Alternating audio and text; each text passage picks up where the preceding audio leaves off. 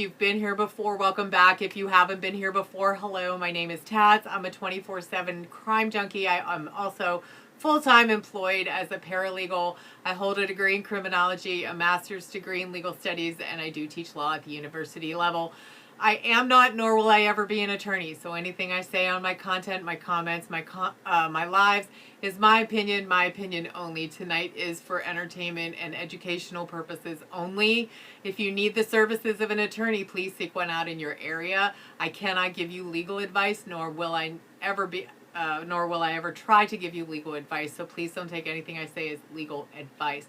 I have a slideshow for you guys tonight because, you know, at the very heart of me is a college professor. So yes, I forget who says it, but you are going to feel like you're in one of my classes tonight. There is no final exam at the end. So if you want to hold off on your questions, you're welcome to talk with each other in the chat as long as you are respectful. Remember, we can all disagree on opinions and how this case is moving forward, but let's please be respectful. If you're disrespectful to anyone in the chat or myself, Jimmers will moot and boot you. We don't like to do that, but we have had to do that every now and then. But bring your questions, bring your opinions. I've always told you guys I like it when you keep me honest in here. But I will pause every now and then, just ask for questions. And then at the very end, I'm going to give you guys time. If you're on TikTok, sorry, Instagram, you won't have that kind of time with me. But you'll at least get to hear the questions. I will bring you up in a box if you want to actually talk to me and ask me questions. Just real quick, someone asked, Elfie, are we waiting on any response from Garnett or just endorsement to KFA's letter or nothing? I would say at this point we're waiting on a response from Judge Garnett. So just to cover that, on Monday, yesterday, KFA filed a letter. Wait, is it Wednesday? It's Wednesday. I'm so sorry. It's been a day. Okay, Monday, KFA filed a letter with Judge Garnett officially telling her what went down in state court on Friday. Hey, you know, we tried to tell him that you have all these dates lined up for us in federal court, and he still said we're starting on June 8th. So the ball is kind of like, you know, KFA made her aware of it. It's also in writing in case it becomes an appellate problem. If Luigi is convicted, then it's in writing and it's part of the record and it can go up to the appellate court from there. So that was kind of important for KFA to do. She's a smart lady, and KFA we trust, as we say in here all the time. So yeah, definitely we're waiting on Judge Garnett or Judge Caro. There could be stuff going on behind the scenes that we don't know as well. And we're just kind of waiting to see what happens next. So let's just get started. I'm going to jump right into this. On Instagram, you guys don't have the benefit of this, but I'll try to describe what we're seeing as we go through it. Okay, so let's start with who is Brian Thompson. So as you guys all know, Brian Thompson is the victim in this case. And I'm going to tell you guys some stuff about him because I think maybe not everybody is aware of some of these things. I am not victim shaming. I want to go on record. I am absolutely not victim shaming. The reason I'm bringing some of this stuff up is so that we can understand that there may have been other motives for this crime. And even if there aren't, what it tells me is that at the very least, you know, the investigation should have went in more than one direction. If you guys were here with me for Karen Reed, you guys know that that was a one direction only investigation by the police, which should never happen. You follow the evidence, you don't follow a narrative, right? So Brian Thompson, as we all know, was the CEO of United Healthcare at the time of his death. He has a family. He worked for United Healthcare, I believe, for 20 years. He's married, has children. You know, you can read there. I'm not going to read to you. For those of you on Instagram, it's just a little bio with Brian Thompson's photo. What you might not know about Brian Thompson is that he was actually under investigation by the SEC. This is a letter from those people that you can see at the bottom. Those are all senators. I know that's kind of hard to read. But this is a letter alleging that there were some insider trading issues. So I'm going to put it like really, really, I did not know that, Renee. I actually went looking. Renee said him and his wife were estranged for years and did not live together. I didn't know that. I actually went looking for any kind of domestic filing, and the only thing I found was a 2017 DUI conviction. So, and that hardly means anything in this day and age, right? I mean, I'm sure everybody knows somebody who was convicted of DUI at this point. So this is a letter from Congress requesting an investigation into insider trading on behalf of or allegedly performed by not only Brian Thompson but another member of United Health, which is the parent company of United Healthcare. And not only was this happening where he was supposed to go before Congress and testify, but there was this. He actually has 4 federal lawsuits still pending against him. One of them is open as a class, meaning they are filing that lawsuit on behalf of, I believe it's the California Firefighters Union, and everybody else similarly situated. So what's that lawsuit about? That lawsuit has to deal with the fact that United Healthcare, and I know that's hard to read, they obtained Optum, which is another healthcare device or healthcare company that is involved in denying and reviewing healthcare claims. When they obtained that, the SEC actually did step in. I believe it was back in 2000. It was either 2017 or 2018, somewhere around there. They stepped in and they were like, hey, we have concerns about this because not only is United Healthcare the biggest health insurer for our country, now you want to add Optum, which has a ton of users' health insurance information. We want to make sure that all this information is being safe. So through that lawsuit with the SEC, they said, okay, we're going to put this firewall up between Optum and United Healthcare because basically Optum also has access to other insurers' information, right? So we're going to put this firewall up and we're going to keep it separate. So what that letter from Congress is alleging is that they didn't do what they said they were going to do, and now we want an investigation into what they actually did. So when that letter from Congress came out, before it was made public and before it was presented to the shareholders of United Health, Brian Thompson and one other person dropped all of their stock, meaning they sold all of their stock while it was high. Then that came out to the public and their stock went down.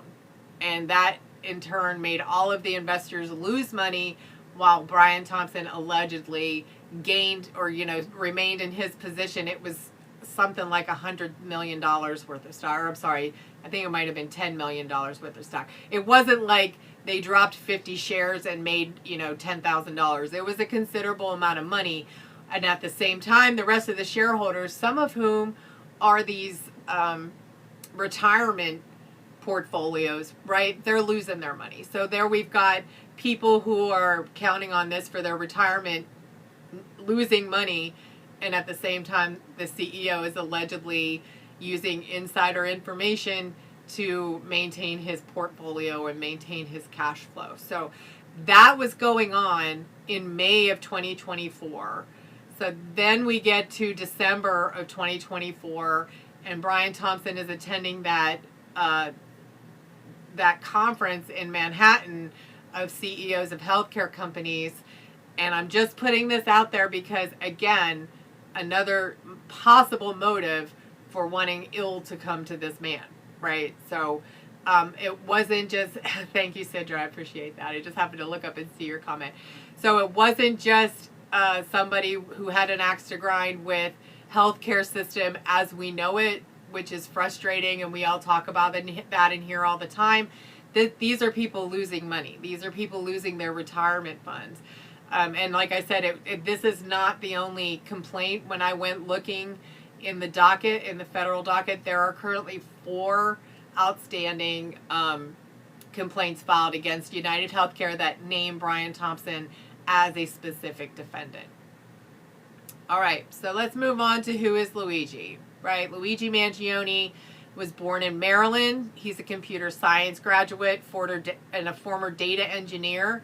He graduated valedictorian from the Gilman School, which is a really prestigious private school down in Maryland. He earned his computer science and engineering from UPenn, which is Ivy League, really good school outside of Philadelphia. Actually, it's not so much outside of Philadelphia. It's in Philadelphia. And then after college, he worked in the tech sector, including as a data engineer at TrueCar. Prosecutors allege that he traveled to New York City in late November 2024 before his arrest in Altoona on December 9th of 2024. So, very well-educated man, with working experience in the private sector. Now, what I don't have is his X-ray that I know some people probably have seen, where it was posted on social media, allegedly by Luigi. He did have a lumbar fusion, and allegedly that is his discontent with the health insurance company, or the health insurance companies in the United States, because he was having trouble getting his care covered. Now, I want to be really clear with this. Luigi Mangione was not insured by United Health. He was actually insured by Aetna at the time of the crime. All right, so we're going to move on to his arrival, Luigi's arrival at a hostel. Ignore that slide number, I didn't take it off. So allegedly, Luigi arrives in New York City from Atlanta by bus on November 24th. He checks into a hostel using a false ID under the name of Mark Rosario. In my opinion, that ID is the reason that we're all here right now. And we'll get to that when we get to the Altoona stuff. All right, so here is the fake ID.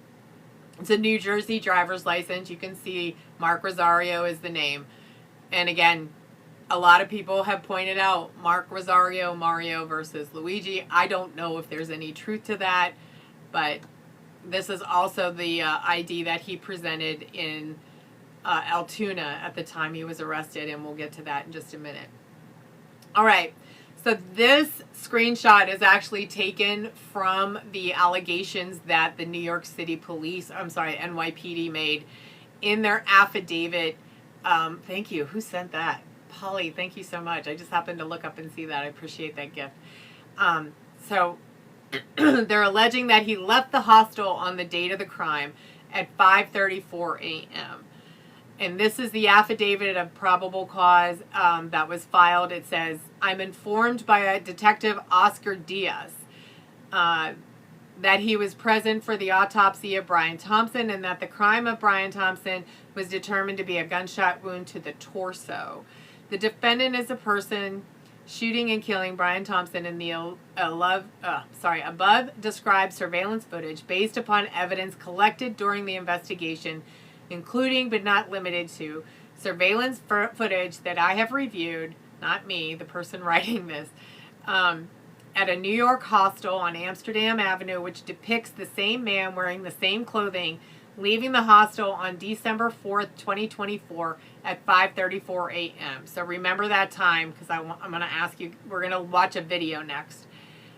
Surveillance footage that I've reviewed from the same hostel that depicts the same man checking into the hostel on December 24th, 2024 at about 11:20 p.m. and showing a driver's license upon check-in. I reviewed the business records from the hostel that showed the man produced a New Jersey driver's license with the name of Mark Rosario on it.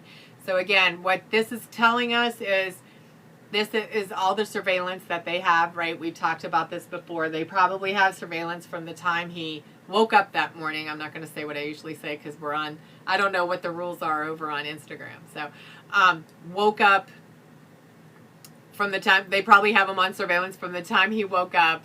Thank you, Lainey. I appreciate that. That's beautiful. To the time that they lost him in Central Park. There is surveillance all over New York. I want you guys to understand that. And all of that surveillance is possible evidence that's going to be presented at trial. Now, keeping in mind that they say they have him under surveillance, leaving the hostel at 5:34 a.m. We played this a couple of lives ago, but I'm going to play it again here. This is someone who allegedly witnessed or says that he witnessed the shooting. Shot. I was. Listen to this eyewitness about what he saw before, during, and after the shooting. Watch. I hear the 3 shots. I was parking down there in the car. I hear 3 shots. Yeah, and then when I looked, there's a man down. Yeah. Uh, yeah, and then the guy crossed and then he ran. He's a white male, all in black, with a backpack. He crossed this way. That ought to see. And then I called 911. But yeah, maybe someone else already called. But the guy, he was here in this corner the whole night. Yeah. Who was on the corner? The guy who shot the guy. The shooter was standing on the corner all night long.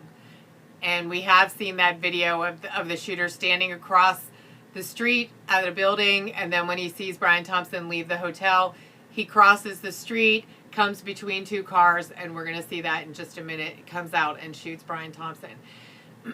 But, so for trial purposes, right, this is what we're thinking. We're thinking, hopefully they have this guy's name and information.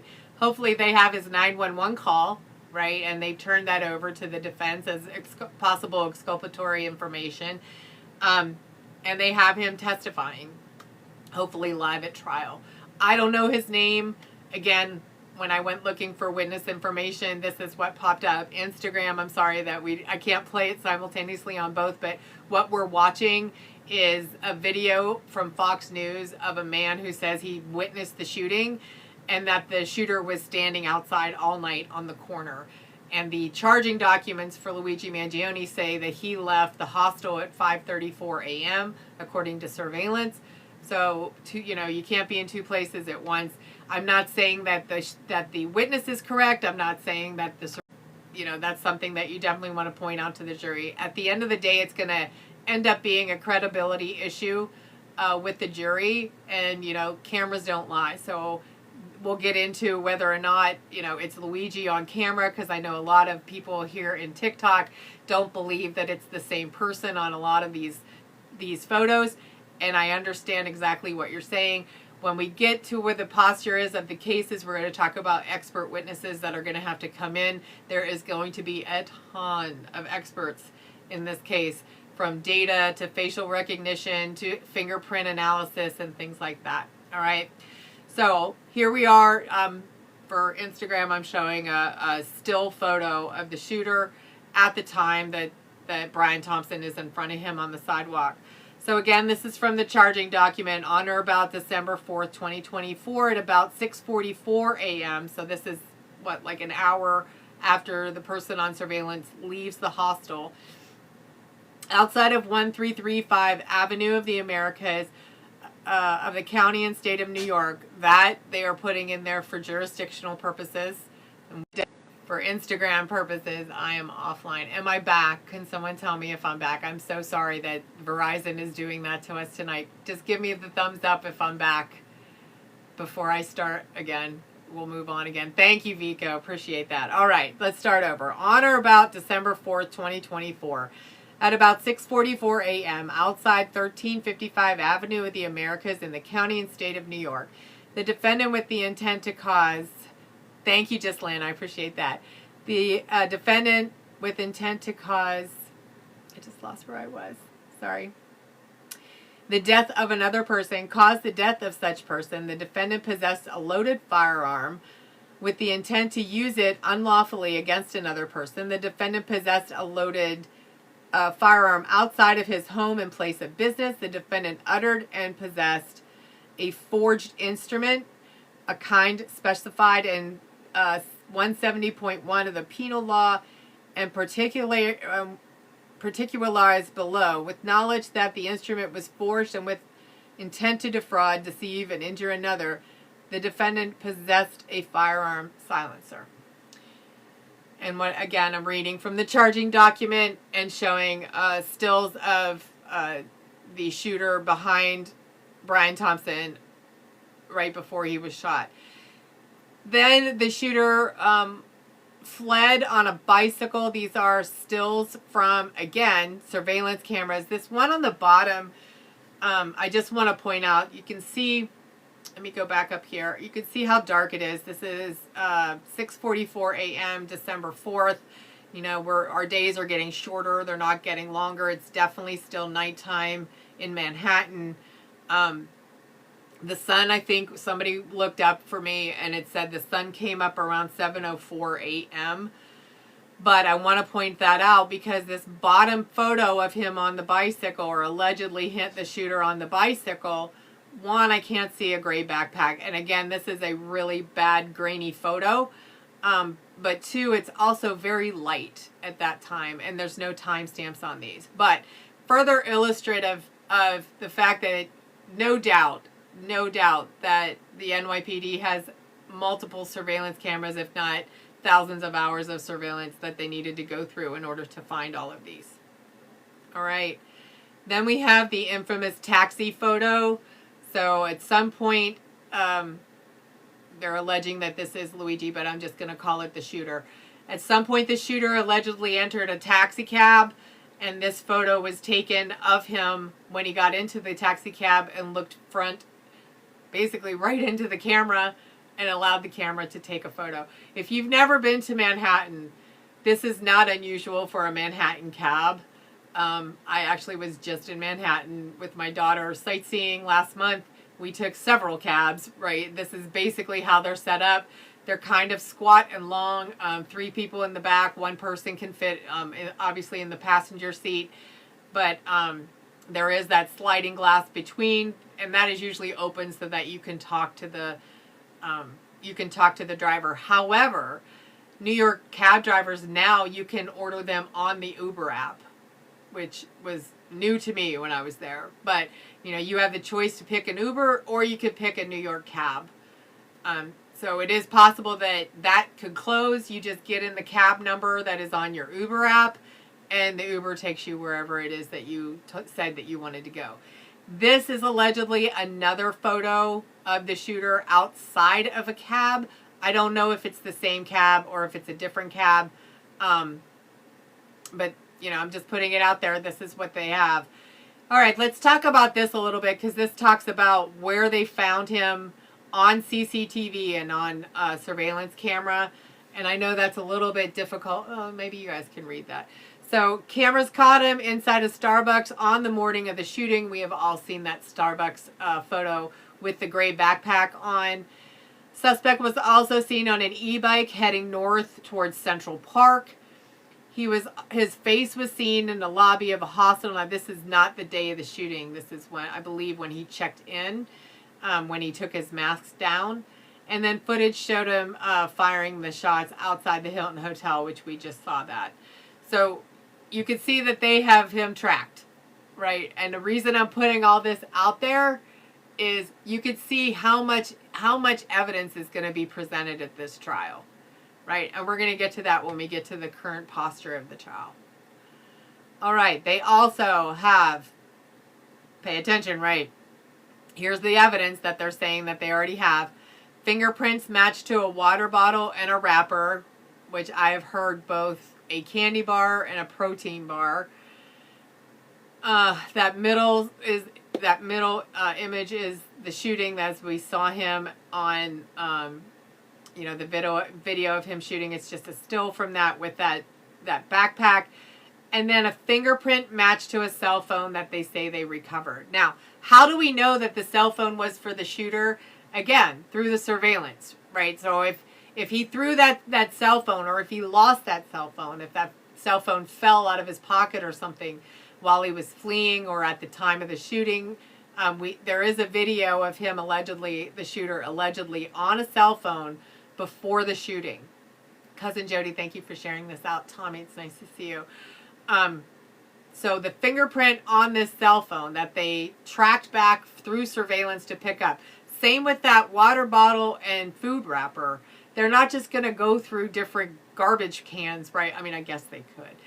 But they're not just going to go through random garbage cans and pick out garbage and hope that his fingerprint is on that. It's from surveillance camera. And if you can tell what the water bottle is, where he threw it away, that they could actually get those images, that's got to be really good camera. It's got to be better than these grainy stills that they've been giving us. All right, Starbucks break. Let's see. Then we get to the Central Park backpack. So they lost him on a bike in Central Park. They go to search Central Park and they find the gray backpack, which does look like the backpack on the back of the shooter. Okay, and then we're going to, there was a press conference.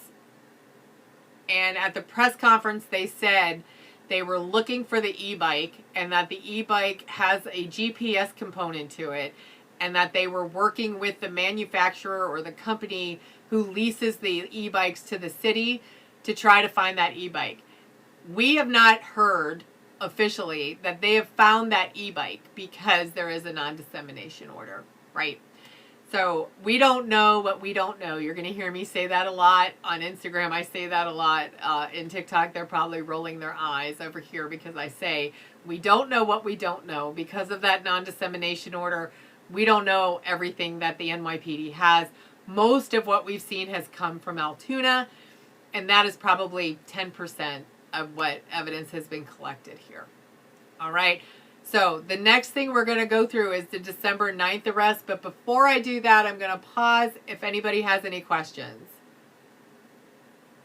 Let's see. Jessica Tish said they mostly use Ring cameras to track him. I'm sure there's a ton of surveillance on this. Love God, how is he able to carry 2 backpacks filled with items? You would have to ask the shooter that, Love God. I don't know. I hear what you're saying, though. LLN, it would take me 15 minutes to figure out a rental bike. There is, Gianna, I haven't seen enough to form an opinion. I'm trying to keep an open mind. Do I think let me put it this way. Gianna asked me if I think Luigi did it. I have not made up my mind because I don't know what I don't know. I want to see what NYPD has.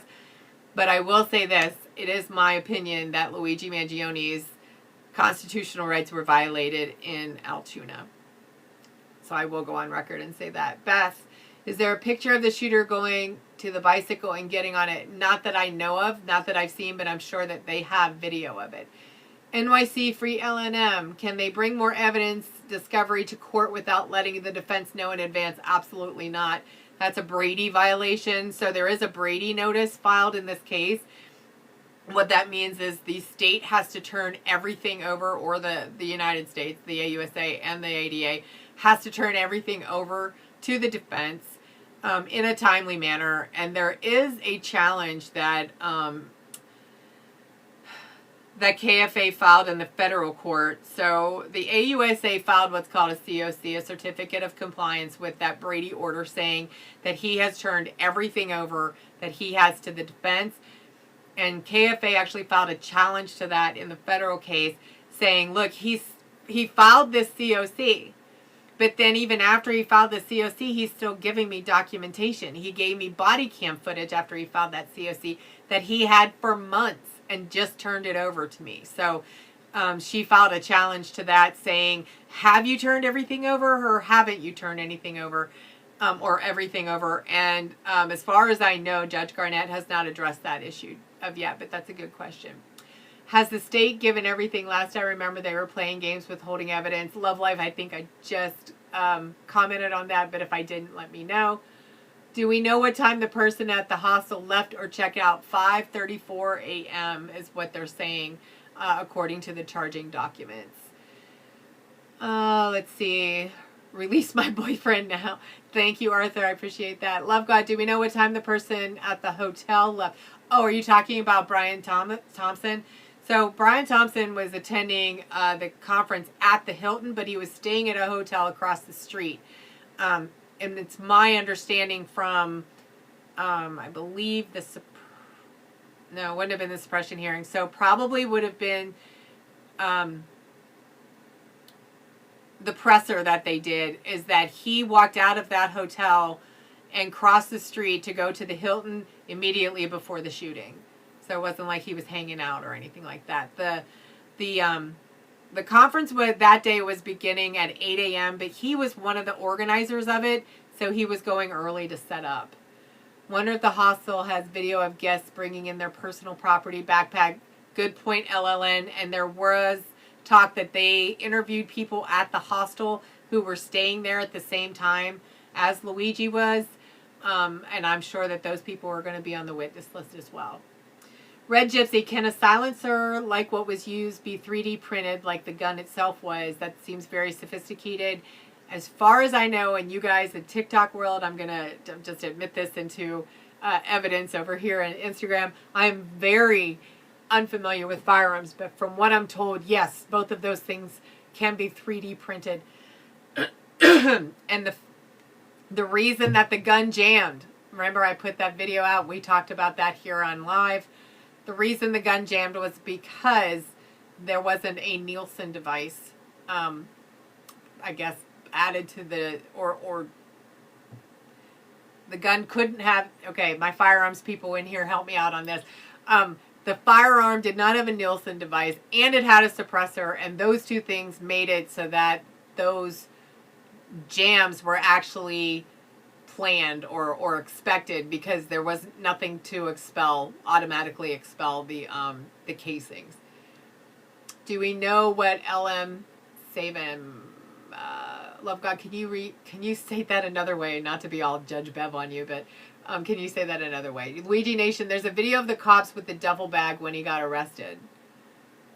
Are you talking about New York cops, or are you talking about Altoona cops, Luigi Nation? It wasn't printed as a semi-automatic. Gotcha, Tommy. Do we know if LM say anything that makes him look guilty? Not that I'm aware of. So I am aware of a couple of statements that he made, other than the statements that are in the federal case they were withdrawn, and in the state case they are currently under that motion for suppression. Other than those statements that he made in Altoona, I'm aware that he made a statement to one of the Altoona police officers, and I think that actually might be part of the suppression hearing. I may have to go back and look at that in the state case. He made the comment, all these people are here for a serial killer, that's wild. And that was when he was being walked into his arraignment in Pennsylvania. Actually, it was an extradition hearing. And then there was another outburst that he made when he was taken into custody in Pennsylvania.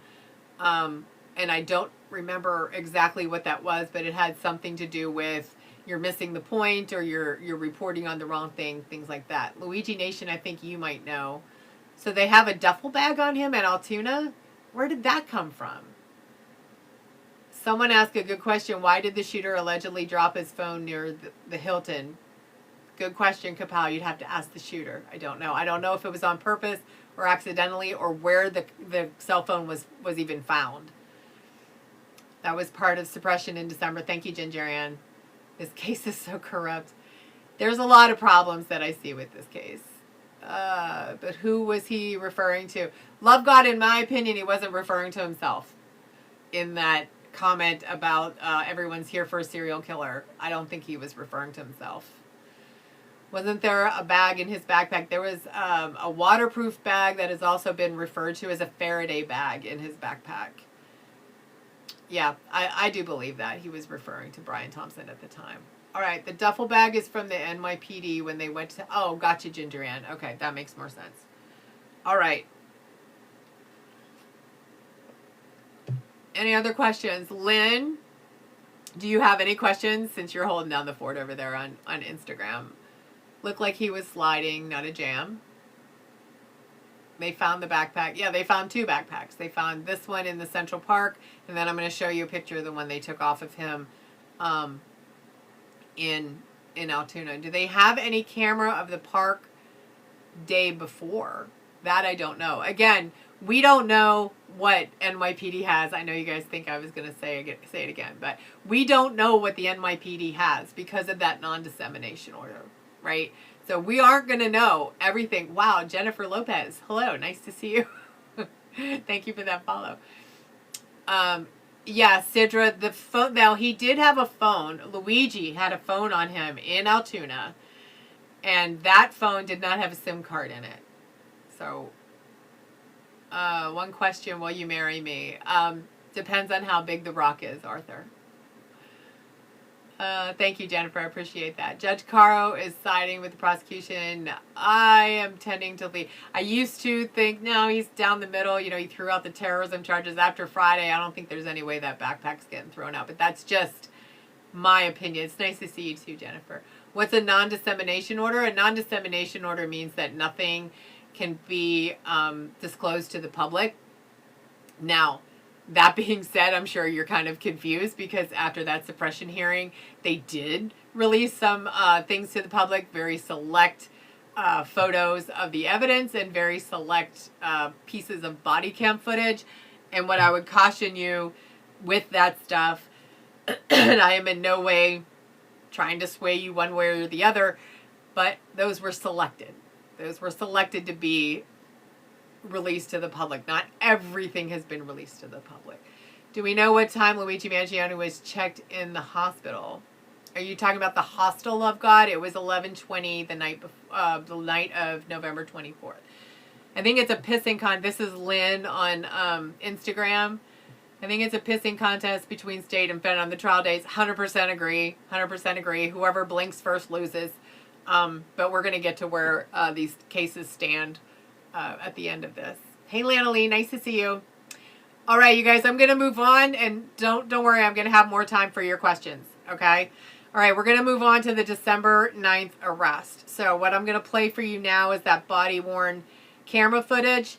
One thing I want to say before this is how the police got to McDonald's, right? So Luigi went into McDonald's, ordered breakfast from a kiosk, sat in the back, and allegedly, I'm going to say that because I haven't heard it myself, a bunch of customers went up to the manager and said, he looks suspicious. He looks like the CEO shooter from New York that they're looking for.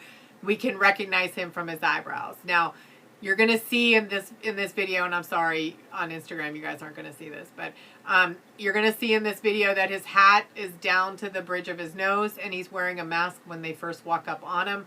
They actually have to ask him to take the masks down.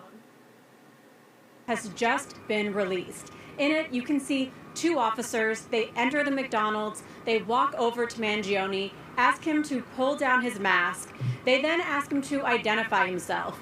Mangione gives the name Mark Rosario.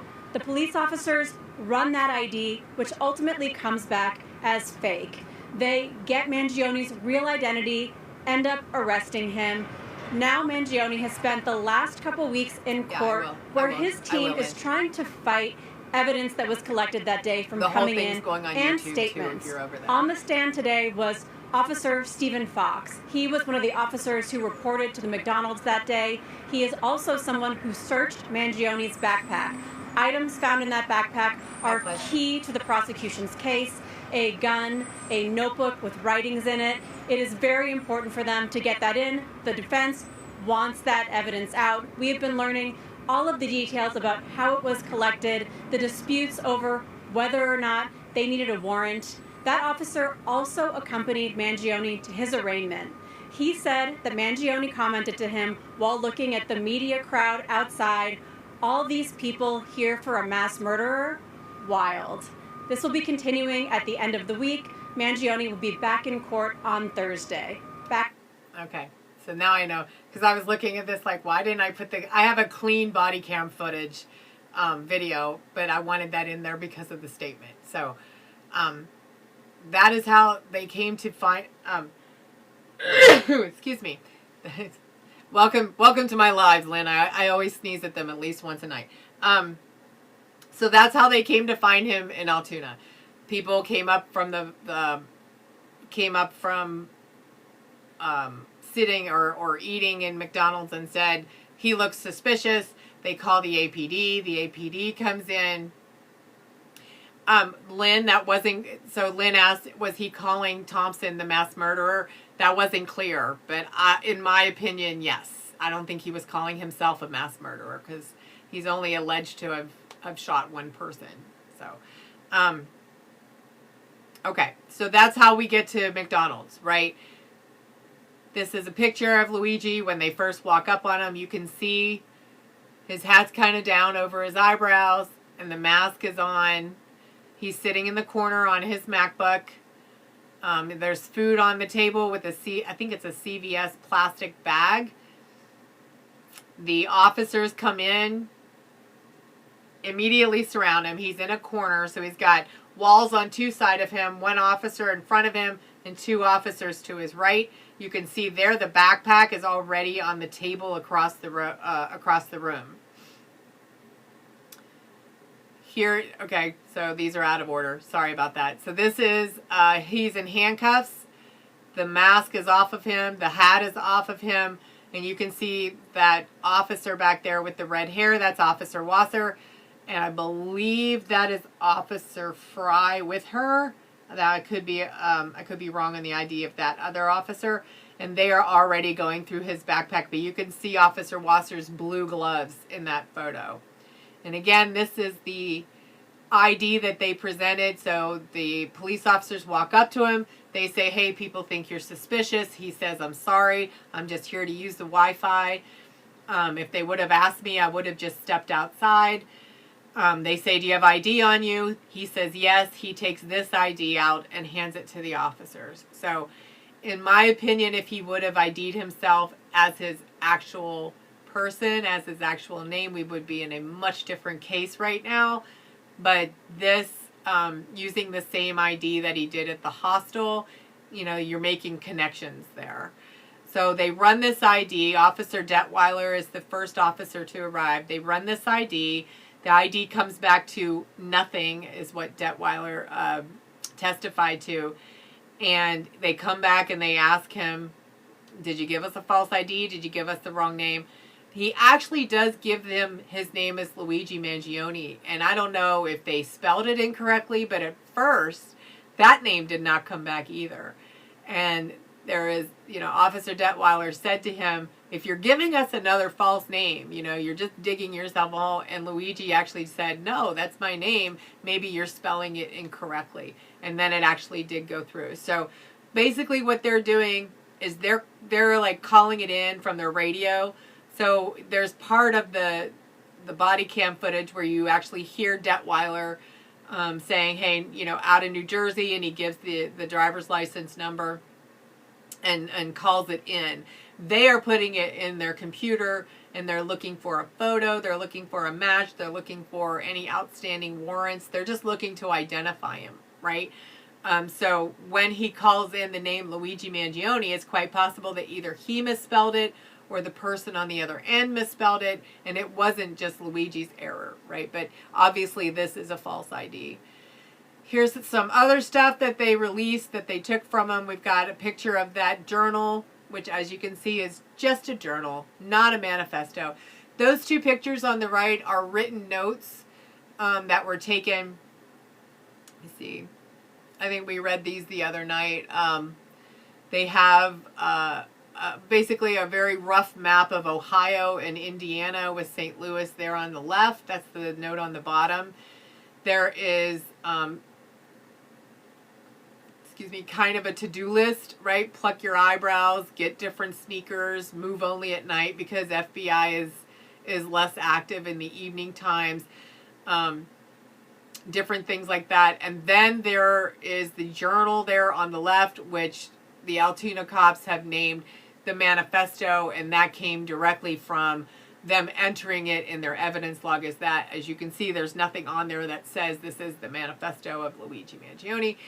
This is also the journal that they started going through when they were doing the inventory search, and they were on the phone with the NYPD, and they were reading passages to the NYPD while they were doing different drafts of that search warrant that the NYPD eventually got. I believe this was on the 9th. I think they got that a couple of days later. And that is the search warrant that, excuse me, Judge Garnett referenced in her order, allowing the backpack and everything in the backpack to stay in. That was, you know, the inevitable discovery that it would have been found anyway through that federal warrant, or it would have been found anyway by an inventory search. And that is a little bit different in the New York State case, although We can talk about that pending motion to suppress, and I did a piece of content on it, as you guys know. But given what happened on Friday, I'd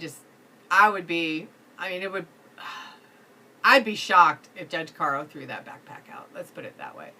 All right, so while we're talking about backpacks, let's talk about the backpacks. On the left is the backpack taken from Luigi, and on the right is that picture of the backpack taken in, or found in Central Park. And pretty much, I think we can all agree that that backpack is very distinctive and looks like the backpack on the back of the shooter. I think we can also all agree, is Denise in here? I always like to see if Denise and I can agree on something. I think we can also agree that those backpacks look nothing like each other, right? So, another piece of evidence to point out, you found this backpack in Central Park, then he had another backpack. Where did that second backpack come from? If he didn't go back to the hostel, where did he get the backpack? Yeah, Tommy. That's a good point. That's a good point. All right. Going down the list of evidence. Where are my firearms, people? Does this look like a 3D printed gun? Where's my firearms, people? Just raise your hand. Just kidding. Lynn, do you have firearms? Do you have firearms experience? I'm just showing the picture of the evidence picture of the gun. You guys know that I have worked, I don't even know how many murder cases, but I am just no firearms expert, and they make me nervous. So I couldn't tell you even what kind of gun this was. Anyone, quickly, that's right, Sidra. Let's see, second backpack, oh, Jennifer, hang on. Second backpack was packed in the first. Good point, Jennifer, possibly, right? Let's see. Because she said she's too smart to make errors? Who said that? Kapow. Okay, they put the contents of the first backpack in Luigi's backpack.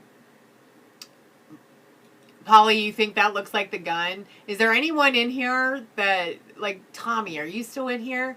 Tommy, does this look like a 3D printed gun to you? How about the insurance premiums? Didn't it go up this year? Luigi Nation, let's talk about that at the end. Bring that up again if you're still here, because I want to talk about the lawsuit in May of last year that the shareholders filed against UHC. Selena, you think it's 3D printed? And health insurance, yeah. Tommy knows guns. Yeah, Tommy, where are you?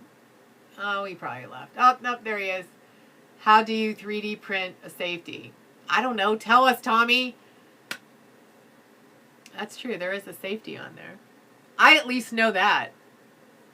Below the muzzle is slanted up, damage to the game. Jennifer Lopez, are you familiar with firearms? Because I thought that damage may have been because of the silencer.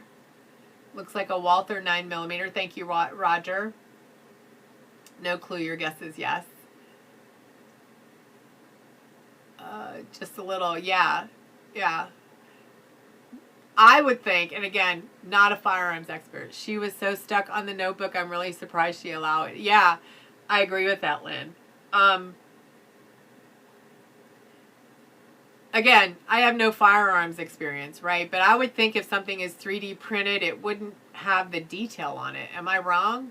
I mean, I'm not asking anyone if they 3D print guns. Please do not, admit to anything in here. All for educational and entertainment purposes, right? Just put that in there. I don't see any identifying marks on it. Weird to put a safety on it. Yeah, that's the grip, not a smooth side. Okay. Silencer would have been the tip where the screws are. Thank you, Jimmers, for putting that up there. They can be very detailed. Thank you, Lynn. I appreciate that. When did they find the gun? Luigi, they found it at the APD. I'm getting there, bud. I'm getting there, I promise. I promise. And Lynn, just so you know, Luigi Mangione is not actually in our chat. It's just an account that says Luigi Nation. Just putting it out there. Everyone here knows that, but I'm just making sure that you understand Luigi Mangione has never been and will never be in my chat. So, you can't 3D print metal. The trigger and the safety are metal. How can you tell that, Tommy?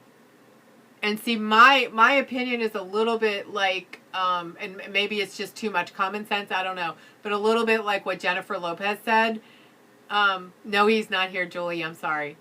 You can 3D print, and there's Jennifer Lopez again. So, my take was like, okay, if this is 3D printed, you know, it's not going to be as sturdy as, say, something that you buy from a manufacturer. And, you know, given that it jammed at least once, and, you know, they were clearing the shots, I'm not going to call them jams because I know you people would jump all over me, and the silencer used, I mean, that to me looks like it's damaged, kind of, but not like a used damage. I guess I should say used, not damaged, but used.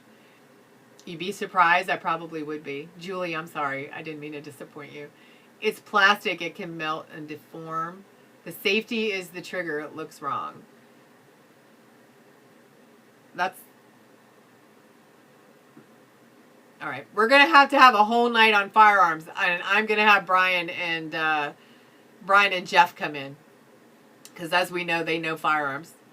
Oh, but Jennifer Lopez is... Yes, Lynn. Jennifer Lopez is in the chat. That's not... She just happens to have... She's just as beautiful, but she just happens to have the same name. It's Jules, by the way. Julie! Jules, you can't do that to me. Okay? Look, all name changes have to be approved by Tats so that I know who I'm talking to. I'm just kidding. Nice to see you. He added the silencer, yeah. Could he have used YouTube videos to make a gun? LLN, I've never tried it, but you can do anything from YouTube video. I fixed my lawnmower through YouTube videos, so why wouldn't you be able to 3-pin a gun? I think there is... Luigi Nation, are you the one who was telling me, or is Mangione Nation in here? One of you was telling me about a YouTube video where they were reprinting this particular weapon, and I still haven't checked that out. But if I find it, you guys want to watch it one night? We'll just sit and watch it. You want to do that one night? One of the nations of Luigi, yes. Looks like they have a fingerprint on a gun. I have another video I want to show you guys from before his December 9th arrest. I've never showed it to you guys. I am going to get there.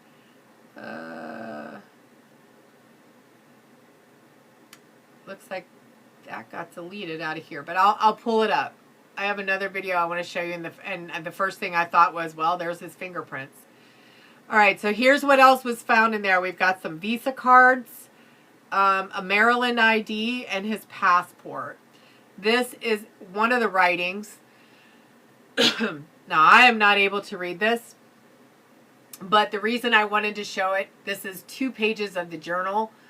If they're going to bring in a handwriting expert, you can see that there's plenty of handwriting in there. And you can see also there's dates at the top of these pages. To me, this is like a journal or a diary, right? This isn't a manifesto. It's a journal. So that's why I wanted to put that out there. I am going to enhance this, hopefully, and we can read it one night when I'm on live. That's not going to be tonight because we're almost at an hour, and I want to give you guys plenty of time to talk. All right, before we get to his extradition from Pennsylvania, I want to play this video that I just found today.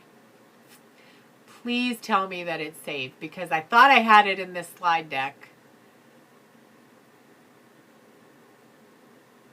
And apparently I didn't.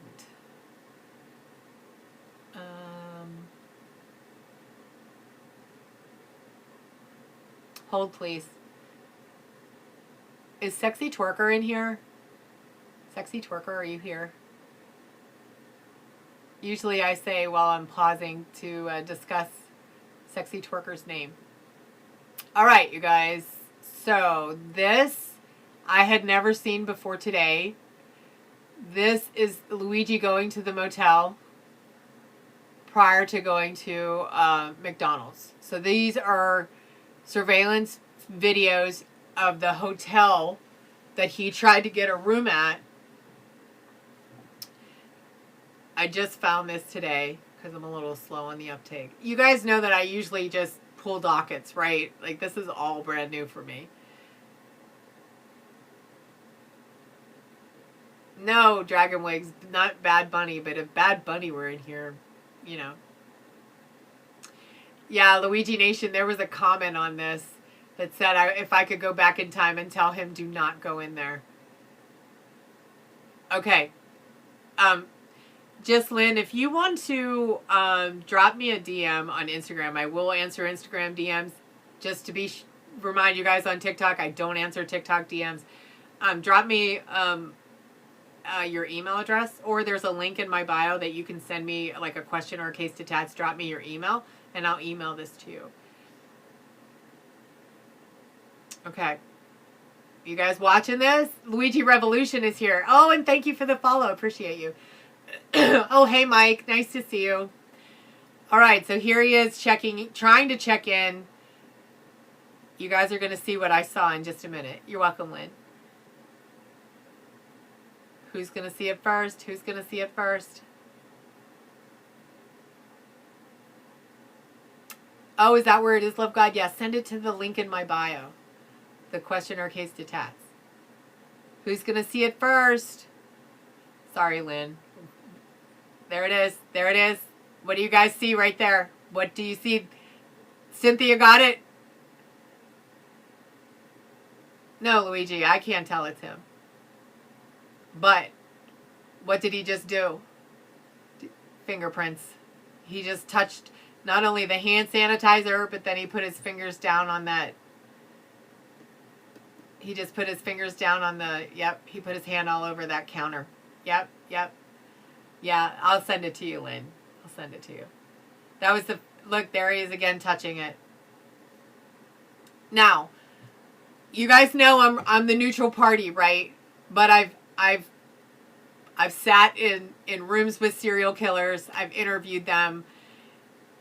Two things I want you to be aware of. One, they are very particular about things like that, especially when they're still on the run.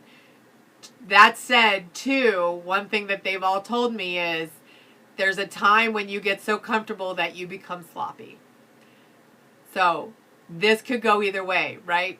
He's just looking for a room, or he's getting sloppy. There you go, user with a bunch of numbers. Those are my thoughts on that. He's either not even thinking about leaving his fingerprints there, or he totally forgot, right? Because do you guys remember the manhunt? And what you're going to see here, I'm going to let this run while I talk. He walks out, and then you're going to see him walking down the street. This is Altoona. You're going to see him walking down the street towards the McDonald's. Do you guys remember that manhunt that was in North Carolina last year for the man who slaughtered a whole family and left a baby on the front lawn? I can't remember what his name is offhand, but when they were basically tracking him with ring cameras and surveillance footage, right? And one thing we always saw with him is that he had gloves on. He had gloves on all the time. This is December 9th. I live in Pennsylvania. I live 2 hours from Altoona. I can tell you, it's fucking cold here. So it would not be thank you, Selena. Yes, Austin Drummond. So it would not be unusual for him to have gloves on. Yep, Lynn, I agree with that as well. Well, Lynn said using the fake ID in 2 separate places is a rookie mistake. I agree with that as well. Yeah, Altoona is cold as heck. My dad has said that area is the asshole of the world for weather. But, you know, my dad is the poet laureate of Pennsylvania, so he will never be hired by the welcoming committee, or I forget what, the Chamber of Commerce for Pennsylvania, but for sure. All right. Why does it matter if he had fingerprints in Altoona? I just think it goes to identifying him, especially Red Cedar, especially if they have fingerprints in New York, they can match them. What was in the clerk's hand? That I don't know, Jimmer. There was no sound. There was no sound on that. I mean, you couldn't hear what they were saying. Here's the biggest thing is the shooter used no gloves, and then Luigi was found with gloves. Good point, Luigi Revolution. Are you the same one that follows me from Instagram? Is that you? Which, by the way, thank you. And I love your stuff over there. Got it. Appreciate you being here. Cynthia, yeah, so You have a good point there. We're also going to talk about that AG, how the Pennsylvania AG got there. Now, I still don't know how he got there so fast, but I at least now know why he's there. Of course, I didn't know you were on TikTok. Well, I'm glad you found me, Luigi. I'll make sure I follow you back on here, too. He would have known that he dropped his cell phone in New York if that was his actual cell phone. Good point, Danny. But they did catch, there was a cell phone in Luigi's backpack. It just didn't have a SIM card in it. Hey, JJ, I didn't see you sneak in here. Nice to see you. All right. Yes, Starbucks. I drink your drink on live every night. Please come and sponsor me because this is it's getting expensive. All right. So we're talking about extradition from Pennsylvania over to New York. There are some articles out there that talk about, and you guys, I'm going to get back to your questions, I promise. There are some articles out there, but I am about to show you what one of your favorite videos, because you guys ask for this all the time. What about the backpack in Central Park? So Lynn, Lynn is on Instagram asking me about the backpack in Central Park. Allegedly, the backpack had a jacket and Monopoly money in it, but they do have that in custody. What about? Oh, was this? It's my addiction. Starbucks. I drink it every night on live, and I've been asking them to sponsor me, but they won't. But that's okay. It's kind of a running joke now. Okay, so you're going to see some articles out there that say he fought extradition. He did not. He waived extradition. That's one of the things that KFA was arguing in court when they had 4 deputies behind him and they had him handcuffed and shackled at the table. Oh, the number 2 backpack. Yeah, so I'm sorry. Hang on one second, TikTok. Lynn, yeah, there was a second backpack. There was a backpack in Central Park and then the backpack that was taken off of him in Altoona. 2 separate backpacks. And again, you'll see that in the pictures when you see this side of it. I'm sorry. So sorry. This has to be so confusing for you, but I appreciate you hanging out with me. Okay, he waived extradition to Pennsylvania. Going into his arraignment in Pennsylvania was where he made one of those outbursts. Doesn't sound germane, yeah. Look, it's definitely an item for contention. It's definitely an item that KFA will address in front of the jury. And we're going to get to that when I get to where we are in the cases right now. So he's extradited from Pennsylvania back over to New York. What are we going to watch now, you guys? You know what I'm going to put up here because you guys all love seeing it. What are we going to watch? First one to say it. We're going to watch the perp walk. Are we ready? Yep, there you go. Lauren wins. I do live here in New York City if you want to co-live. Oh, yeah, absolutely, Jennifer Lopez. I plan on being up there for at least part of the trials, too. I haven't made it up there for... No, Red Gypsy, I don't want to put the... I do have the outburst bid. I guess I could have put that on here to be just Lynn, I can send you that, too, if you want it. If I wanted to be fair. You're absolutely right, Red Gypsy. I should have put the outburst video on here as well. But, oh, you hate the perp walk? Well, Gianna, they made him look like a big villain, if you ask me. And remember, you guys, if you were in here, we contrasted this with the perp walk of Maduro just last month, right? And how different it was.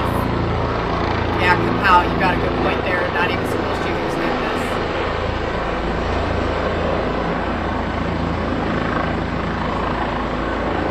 It was LLN.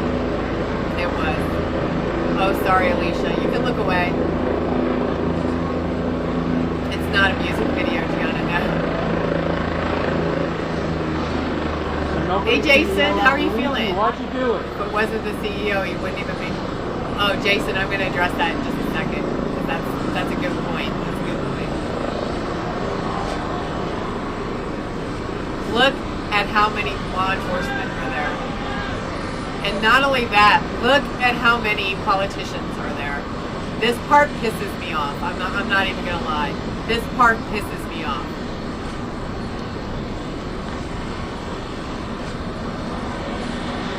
This is the part, and I've told you guys this before, is the part that made me really take notice in this case.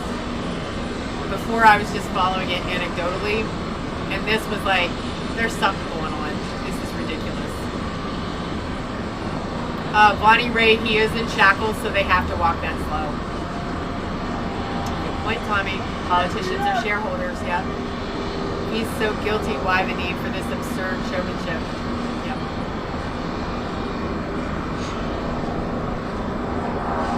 Why do we have armed guards with AK-47?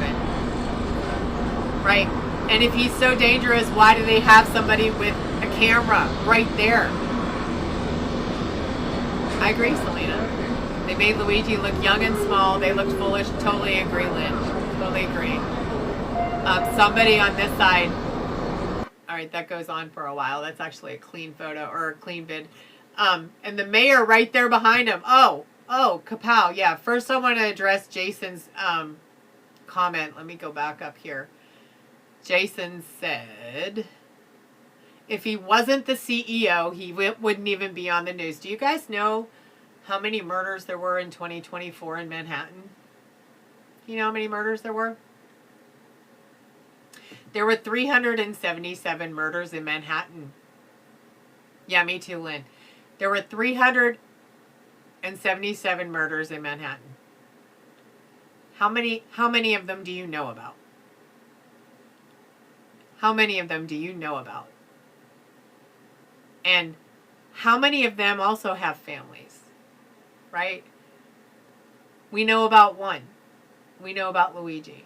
Jennifer, you probably know about more because you live there, right? But how many of those get worldwide press? And how many of those also have families and also have, you know, good jobs? I mean, there is a bunch. There's a bunch of high-powered people in New York City, right? One or two. Jennifer Lopez says, hate to say it's because he's handsome. Hate to say. LLN, because he's handsome or because Brian Thompson was handsome? Because Brian Thompson, I mean, he's not going to be a Sheen model like Luigi was. But, I mean, he's not a bad-looking guy. Here's my point. And I want you guys to take a step back for just a minute. And imagine that, I don't wish this on anybody in this room, but I want you to imagine that your husband, your wife, your sister, your brother, your daughter, your son, your cousin, your best friend, somebody very close to you is murdered in Manhattan. Do you really think it's going to get the amount of resources that this did? And if it's not, if you are one of those loved ones of the other 376 murder victims in Manhattan, how do you think they feel right now? How do you think they feel right now? Because they miss their loved one just as much as Brian Thompson's family does. They want justice quickly for their loved one just as much as Brian Thompson's mother wants. But they don't have all these resources being thrown at them. Why is that? Why is that? Why isn't Pam Bondi coming out and demanding the death penalty for the other 376 victims? Why isn't Joel demanding fast track of a trial for the other 376 victims? Right? Yeah, Alicia. BT's mother has the right to demand a trial date. Absolutely. And I'm going to say something else that's probably unpopular. I don't know what just happened to my screen. I'm going to say something else that's probably unpopular. Brian Thompson was murdered on December 4th, 2024. That's the end of the year. So if somebody is still waiting from January of 2024 to have justice for their loved one, how do you think they feel when Joel stands up and says, well, Brian Thompson's mother is waiting for justice? So are they. So are they. All right, I'm off my soapbox. Did Thompson's mother talk to the media? No, Lynn, she did not. But she was talking through the ADA in the state case and said that she's 77 years old and she would like to see justice for her son before she passes away. His wife didn't know. Somebody in my chat said that he and his wife have been on the outs for a while and they were estranged. Yeah, Jason, I agree. I agree. I wish people would wake up. It's been like this for years. You guys know I worked in the justice system for 30 years. I have seen it. I have seen so much corruption and bullshit and privilege that it makes me want to pull my hair out. Yet I persevere because somehow I ended up on TikTok, and now I can actually, like, hopefully help you guys see it's not just me. You know, it's all the creators out there who are doing this. It's all of the people similarly situated to me. It's people who just love this kind of stuff, but because it's on TV, I mean, look what Karen Reed brought to light. Look what Karen Reed brought to light. If that's not the most ridiculous judge bias that we have ever seen, and it was on TV. It was broadcast for the whole world to see. And the thing I want to bring up from that is she didn't give a shit. She knew she was being broadcast, and she knew how she was coming up. She gave no shits because she wasn't going to be held accountable, right? Same with Hank. Hank walked out of there with what, $400,000? Isn't that what his final bill was? He didn't care. He was brought in as a special prosecutor. You think he gives a damn if John's family had justice? He had a narrative. Here's your narrative. Judge is going to help you. She's going to, tell you when you need to object. You guys are going to have little hand signals. You're going to play little charades. And nobody's going to know the wiser. And you know what? Even if they do, we'll call them crazy and say they have no clue what they're talking about. That's not how we do it around here. Except there's a lot of backroom handshake agreements that go on. All right. I don't want to get sidetracked. We're already over an hour. All right. Remember when she mumbled under her breath on live TV? Aunt Bev was out of line. Aunt Bev made my skin crawl a lot of days. All right. So we're brought over to the New York arraignment. I'm not going to play this whole play. This is 15 minutes long. We won't play the whole thing. Guilty or not guilty? Not guilty. There you go. You guys wanted a statement from Your Honor, Luigi. we have a copy of the indictment, notice of immigration consequences, This is the as ADA well mistake as case. rap sheet. I believe the court has it. We give We the talk court an extra about copy Joel and all the time. This is Joel. one to counsel. Does the court wish that we be heard with respect to bail?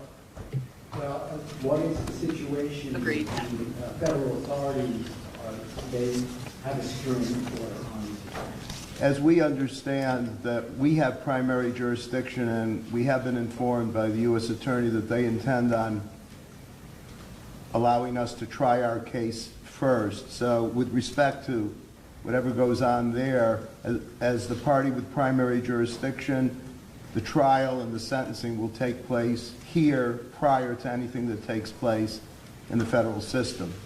Oopsie. Oopsie, Joel. That may not be. You probably should have got that in writing. Sorry, I'm not making light. Jesslyn, can we talk about Luigi's family at some point? No public statement for support. It's bewildering.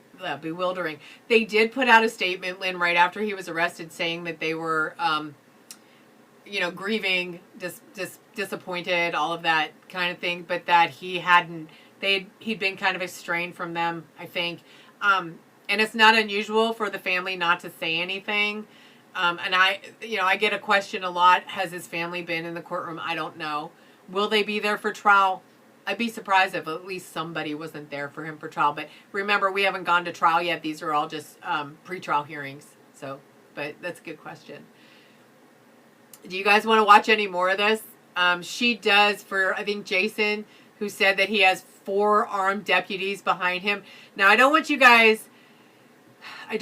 I'm trying to be fair here, right? I don't want you guys to judge those deputies because they're staring at him the way that they are.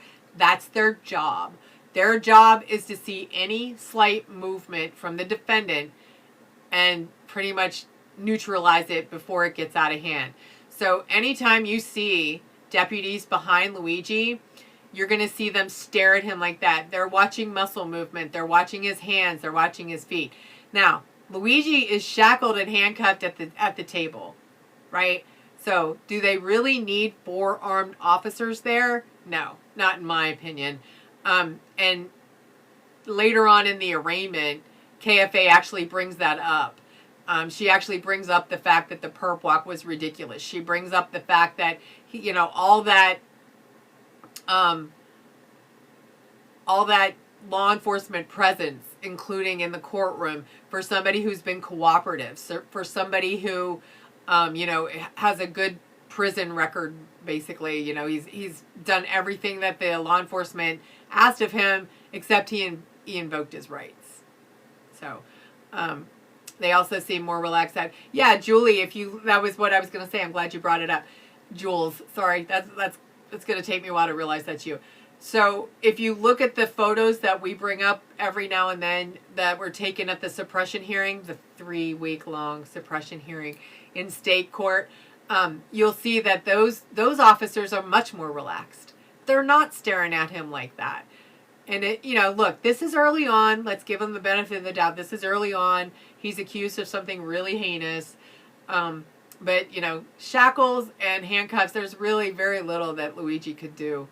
And I don't know that it takes 4 armed guys standing there staring at him. The only time I've ever seen a response like this, first of all, I've never seen a response like this. I've never seen a perp walk like that. But the only time I've ever seen a similar response would be when an officer is killed in the line of duty and they arrest his alleged assassin or alleged murderer. That's the kind of thing, that you see. For me, in this, I think everybody wants to be a part of it. It's Luigi Mangione. He's known worldwide. Let me get my face on TV. Let me get my 10 minutes of fame, right? 2 are staring at KFA. They're probably looking at his feet, LLN, to be fair. They're probably looking at his feet. She did actually complain that, they were trying to, or they had stuff up on the computer that is attorney-client privilege, and there they are standing right behind him. So they did, I think, only put 2 behind him for subsequent appearances, and they asked him to stand back a little bit. Okay, that's all right. What you'll do is you'll change it back to Jules right after I get used to calling you Julie. All right, and then we've got the current state of cases, and then I'm going to open this up for you guys, right? Pennsylvania case, we're on hold. New York federal case, jury questionnaires begin in April. Trial begins in October.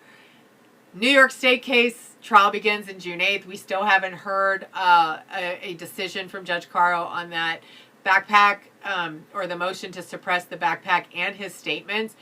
Joel, or the ADA's response to that is due the first week in March. So we probably, I would be shocked if he issued a ruling before the ADA had a chance to file their pleading, because again, if that comes up on appeal and the record goes up to the appellate court, they're not going to have Joel's pleading. They're not going to have the ADA's responses to KFA's brief, and that's really not fair. It's not. It's really not fair. We're also waiting to see if the AUSA is going to appeal dismissal of counts 3 and 4 of the federal indictment. If that happens and that goes up on appeal, that would most likely stay the federal case until the appellate court has time to hear it. And then, we have unless that happens, we've got this huge, I'm just going to use Lynn's word, this huge pissing match between state and federal. You heard Joel just then say, we have an agreement, but he didn't say who that agreement was with. And apparently it was not with Judge Garnett, and Judge Garnett has already issued her case management order from April all the way through October. So that is where we are with the case. So I'm going to take this down. I'm going to bring you guys down in front of me. How can they possibly select 2 decent jury pools at essentially the same time? It's not even that, Lynn. It is attending 2 different courts, because you don't just show up for trial. You've got jury questionnaires that you've got, they're sorting out in the federal case. They're probably going to have to do the same thing in the state case. You've got pretrial motions in limine. You've got expert witnesses to disclose, and this is in both cases. Then you've got possible Dauber hearings from those expert witnesses. Then you've got to, vet all the witnesses. What if the Fed goes on at the same time that they're trying to bring a witness in at at the state level. It's just they can't do it. And at the very heart of it, Luigi has the right to participate in his defense. He has a Sixth Amendment right to due process. He should be allowed to attend all of these hearings, all of these motions, all of these court dates in both courts. And if the trial is going on in state court and Judge Garnett has something scheduled in federal court, he can't participate in his own defense. Not only that, it is spreading his legal team thin and leaving them open for an appeal based on ineffective assistance of counsel. So I think that this is very problematic where we are right now, and somebody's going to have to step forward and be the parent in the room and say, okay, enough, right? Let's figure this out. All this adds up to a barrier to a fair trial. Agree. I totally agree. All right. So, Lynn, I'm going to answer some TikTok questions, but please just keep typing yours in, and I will check over here with you. Will KFA put him on the stand, Tommy? I'd be shocked. I'd be shocked if Luigi testified. You think it's Garnett? You think she's the problem? Oh, how do I say that? Can I just call you such? How and why do defendants get a laptop to watch the evidence they have on them? Why do they need it? Exactly what I just said, Kapow, to aid in his own defense. And you guys realize I haven't even gone, like, I tried to bear this down as much as I could and give you guys the most important parts. But let's not forget that when Luigi was first placed in MC, why can't I remember that? When he was first placed at the holding center, the jail, they were listening to his phone calls with his attorneys, and she had to file something about that. And at first they came back and said, well, we started to, and then we realized it was you and hung up. And then they came back and said, oh, no, actually a paralegal listened to all of them. But we forgot everything, and we threw all that away. So this is, these violations have been going on from the start. Is there any chance both of these cases will run simultaneously? They just can't, Lauren. She can't physically do that. His team can't physically do that. Luigi can't. You can split up his team and maybe send KFA to do this and Mark to do that. You can't split Luigi up. He has the right to be there. Yeah, Kapow. Tattoo is going to be hard to convict me on a reasonable doubt. I have to agree with you on that. I think there is a lot of reasonable doubt here. Now, again, we haven't seen everything. We don't know what we don't know. I know you guys are sick of me saying that. We don't know what we don't know. We don't know what the NYPD has. And most importantly, those motions in limine are very important as to what evidence goes in and what evidence stays out. So if you look on Judge Garnett's case management, if you look at her case management dates, there are times for motions in limine, and that's going to decide what they can bring in, what witnesses they can bring in, and what stays out. No, Kapow, because there's Kapow's question was, will his trial be allowed to be televised as Karen Reed's was? No. There are no cameras, no photography in federal court, and there's no cameras and there's no cameras, there's no video in state court. Now, we just watched the arraignment, and as we know at the suppression hearing, there was a photographer and sitting in front of the defense desk taking photos. It's possible that we'll get photos from the state trial. It's possible that a news outlet would ask for a video in there. I don't see Judge Caro granting it. I just don't. NYC free LMN. Does it matter that what NYPD has no more evidence can be submitted? Excuse me. To be clear, we haven't seen everything NYPD has. I'm sure KFA has. They passed over 2 terabytes of evidence. We haven't seen it, but she has. Good question, though. Thank you. Tanya, thank you for that follow. Not even TMZ. Vicky M, don't get me started on TMZ. Do not get me. If I ever go missing and TMZ reports it, just shut it off. Shut it off. I'm not going missing. I never leave my house. How would I ever go missing? All right. I was able to video a trial. You were, Jennifer? In federal or state? Good luck finding an unbiased jury. TMZ is what framed him. Ooh, you think so, Such? and Daily Mail. I understand that, but can evidence be used at trial? Yeah, absolutely, NYC. Why wouldn't it be? I mean, NYPD did the initial investigation, right? Or the primary, you could say, investigation. APD, they just, I almost said something really, really controversial. NYPD just handled Pennsylvania and taking that evidence into custody. NYPD was running the murder investigation from the time it happened through now.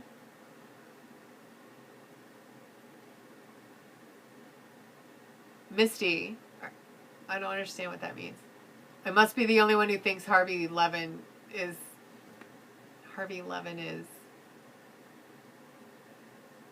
intelligent. Maybe, Cynthia. Maybe. It's not him specifically. It's just the whole channel. Do I miss her? Wait, who has federal hearing film? I'm asking Jennifer Lopez to clarify if it's federal or state where she was allowed to videotape. Jennifer Lopez, are you part of the press and you were allowed to videotape a state trial or a federal trial? Did you see what those on the panel of The View said about Luigi? I don't. You guys, I don't watch TV. I get my news from Ground News. And I also follow Aaron Purnas. I love him. But I don't watch TV. Harvey is TMZ. Good point.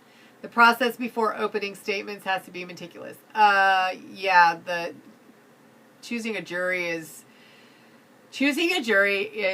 tedious. I loved it. It was my favorite part of doing trial prep. I loved voir dire. I just loved it. But it's tedious. It's time consuming, and in a case like this, it's going to take days, if not weeks. Which is why we're using, why they're using jury questionnaires to kind of like weed out those who are geographically enabled or don't have childcare or, you know, because of age, because of possibly mental, but like medical conditions and things like that. They wouldn't be able to sit on a jury for weeks at a time, possibly over a month, and possibly be sequestered. That's why they're using the jury questionnaires to kind of weed out the people who physically can't do it for one reason or another. Any chance they can have Carr removed? I mean, there's always a chance. Jennifer Lopez, I filmed the Islan Nettles trial back around 2013. Jennifer Lopez, was that in state court? I'm not familiar with that case. I probably am, and I just don't recognize that name. Wouldn't the federal trial take priority? Sidra, in my opinion, it does. It has, not only is it federal, but it has, even though we're left with 2 stalking charges, the murder charge has been dropped, the firearms charge has been dropped, but those 2 stalking charges each carry a maximum of life in prison without parole. So you've got 2 of those charges. The murder charge in the state case, you know, those terrorism enhancements have been dropped. So the murder charge in state case carries 25 to life with the possibility of parole. And that's what KFA argued in her statement to Judge Garnett. To Judge Caro. Like, not only is federal, which takes priority, but it's got, you know, a much more severe penalty than what's going on in the state court.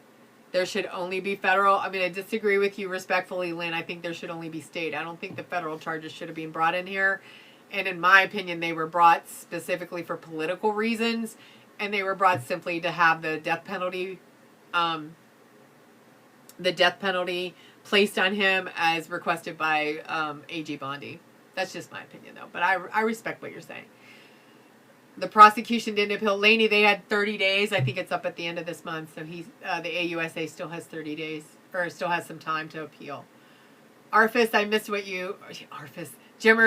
what you pinned. Will the final word be the judges or the juries? Are you talking about guilt, Kapow? If you're talking about guilt, the jury will have the final word on that. If you're talking about sentencing, the judge will have the final word on that. State court. Thank you, Jennifer Lopez. Well, that would be wonderful if you could do that for us. Are you part of the press? Tommy, if he gets convicted in federal for 25 to life, he has to do at least 25 if it's concurrent. Tommy, in federal, I believe if he gets convicted, he will get life without parole. Why can't I see any pinned comments all of a sudden, Jimmers? TikTok, why are you doing this to me? This is an important night. I would be satisfied with one trial. I agree. I agree, Lynn. I agree. Your press, Jennifer Lopez, thank you for spending time in here with us lowly little creators. I appreciate that. I really do. I'm gonna find you after I'm off of here and follow you back. What goes first, the sentencing? No, they have to find him guilty. I mean, if he's not found guilty, there's nothing to sentence, right? So if he's found innocent, there is no sentencing. If he's found guilty, they will probably do a PSI, a pre-sentence investigation. And all that is like a little background check to say, you know, here's his priors, here's what he did before he was arrested, that kind of like that little bio I had, plus his, plus any priors that he might have. They're going to bring up, you know, the state and the federal case, the Pennsylvania case, and then any special needs that he might have, you know, mental health issues, physical health issues, that kind of thing. Everything is given to the judge, and then the judge takes all of that into consideration and sentences him accordingly. We all party when he is found innocent. That would be nice, Jennifer, wouldn't it? That would be really nice. What year was his back surgery? I can't remember, Tommy, but I think it was rather recent. Vicky M., I listen to every word Tat says, but it's my job to make sure she laughs. Vicky, thank you, girl. I love that you guys are here. I appreciate you, and Vicky does make me laugh. Vicky sends me voice notes just to make me laugh, just so you guys know. Just to, like, solidify what she's saying there. She does. 2022, thank you, Kapow. That's rather recent. That's 2 years before this happened.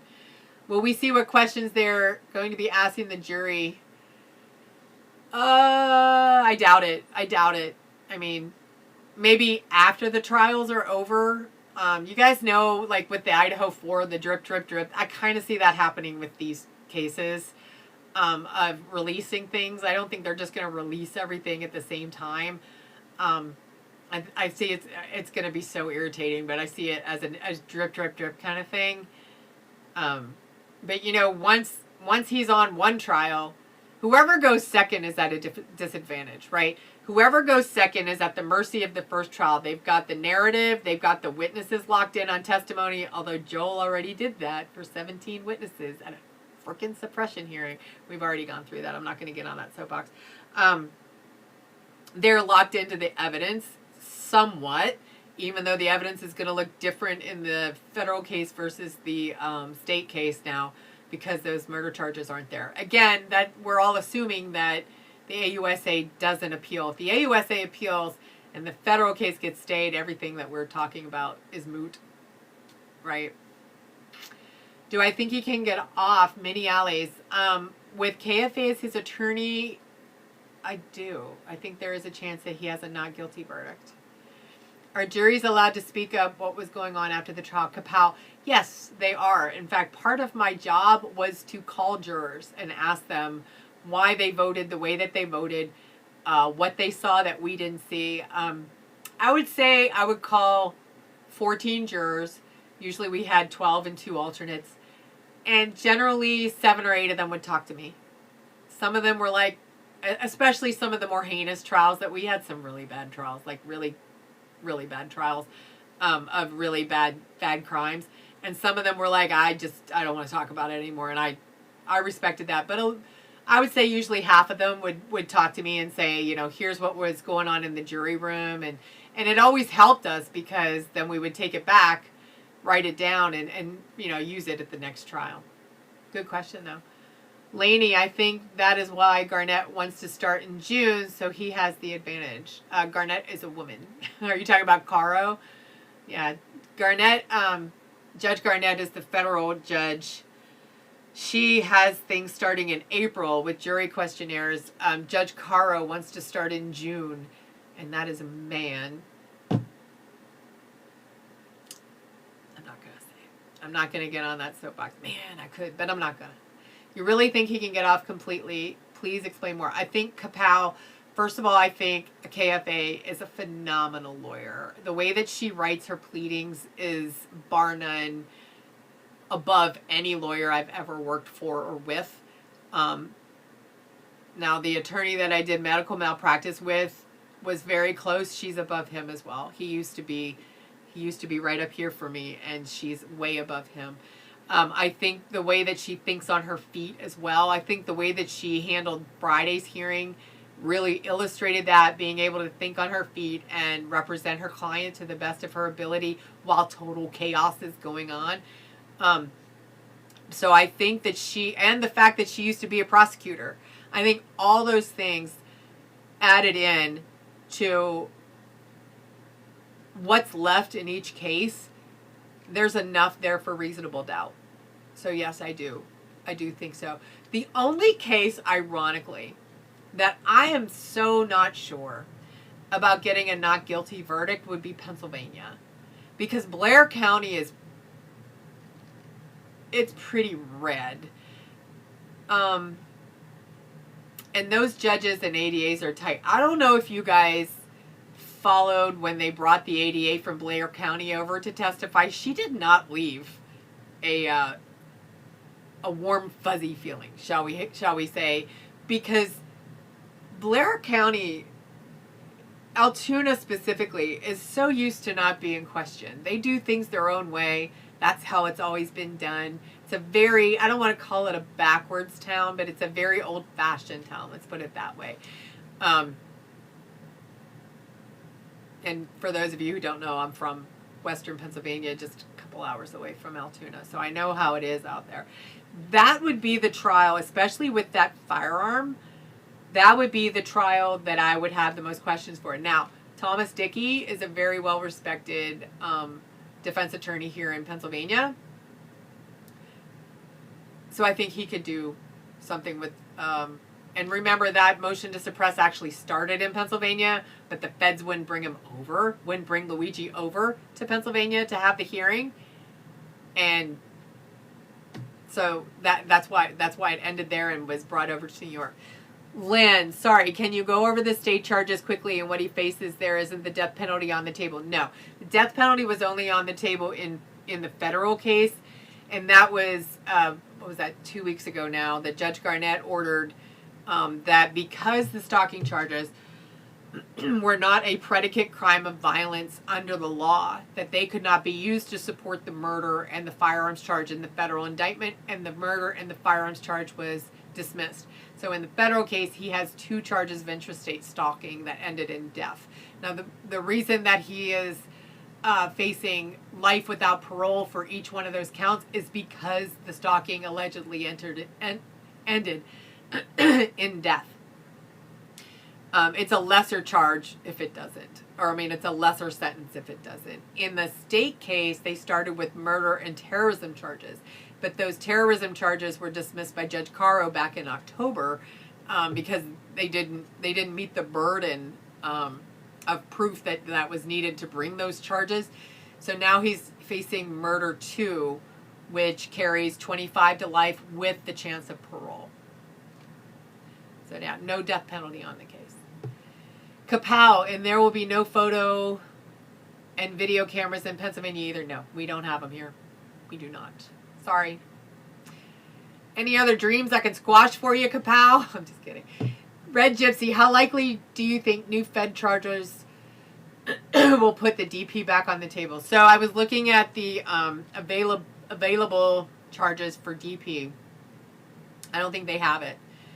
Especially, I think they were kind of stretching with those stalking charges, and now that those have been determined to not be a predicate crime of violence, I don't think they have it. I do think they have a possible murder charge. Will they do that? I don't know.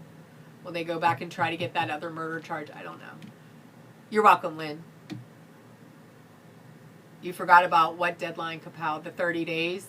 Oh, to re-indict him, yeah. So the least he will do is 25 years if convicted.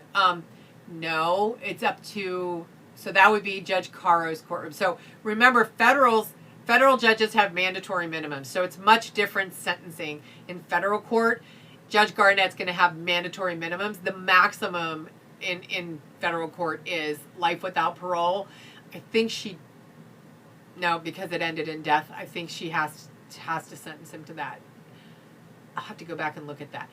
In state court, those are guidelines, and it is up to the judge how many years he gets. Now, if you're Judge Caro and he's found guilty, what are you gonna sentence him to? And then parole is usually every 4 to 5 years. Don't quote me on that because I think it might vary by state. But it's usually every 4 to 5 years you can be up for parole. Arthur, Tats does not love Luigi. Don't start with that. Yeah, if you guys wouldn't mind tapping the screen. You guys already did it 31,000 times. That's amazing. You don't have to tap, Lynn. I don't know how it works over on where you are. This is like my second live on Instagram. So you're doing great. And thank you for being here. Carr will do the maximum sentence. I agree. M6. I agree. Arthur, I'm going to say what I tell people who come in here and tell me that I'm thirsty for Luigi, or I'm drooling over him, or what have you. I am not defending Luigi. I'm defending the United States Constitution and the rule of law. And I will tell you that over and over and over again until you realize how important it is. And when you've done what I've done in my career for 30 years, and you've seen it trampled over and over again, I've seen people plead guilty because they didn't have money, and then plead guilty to felonies, end up with records, and all because they didn't have the money to fight it. I've seen evidence disappear.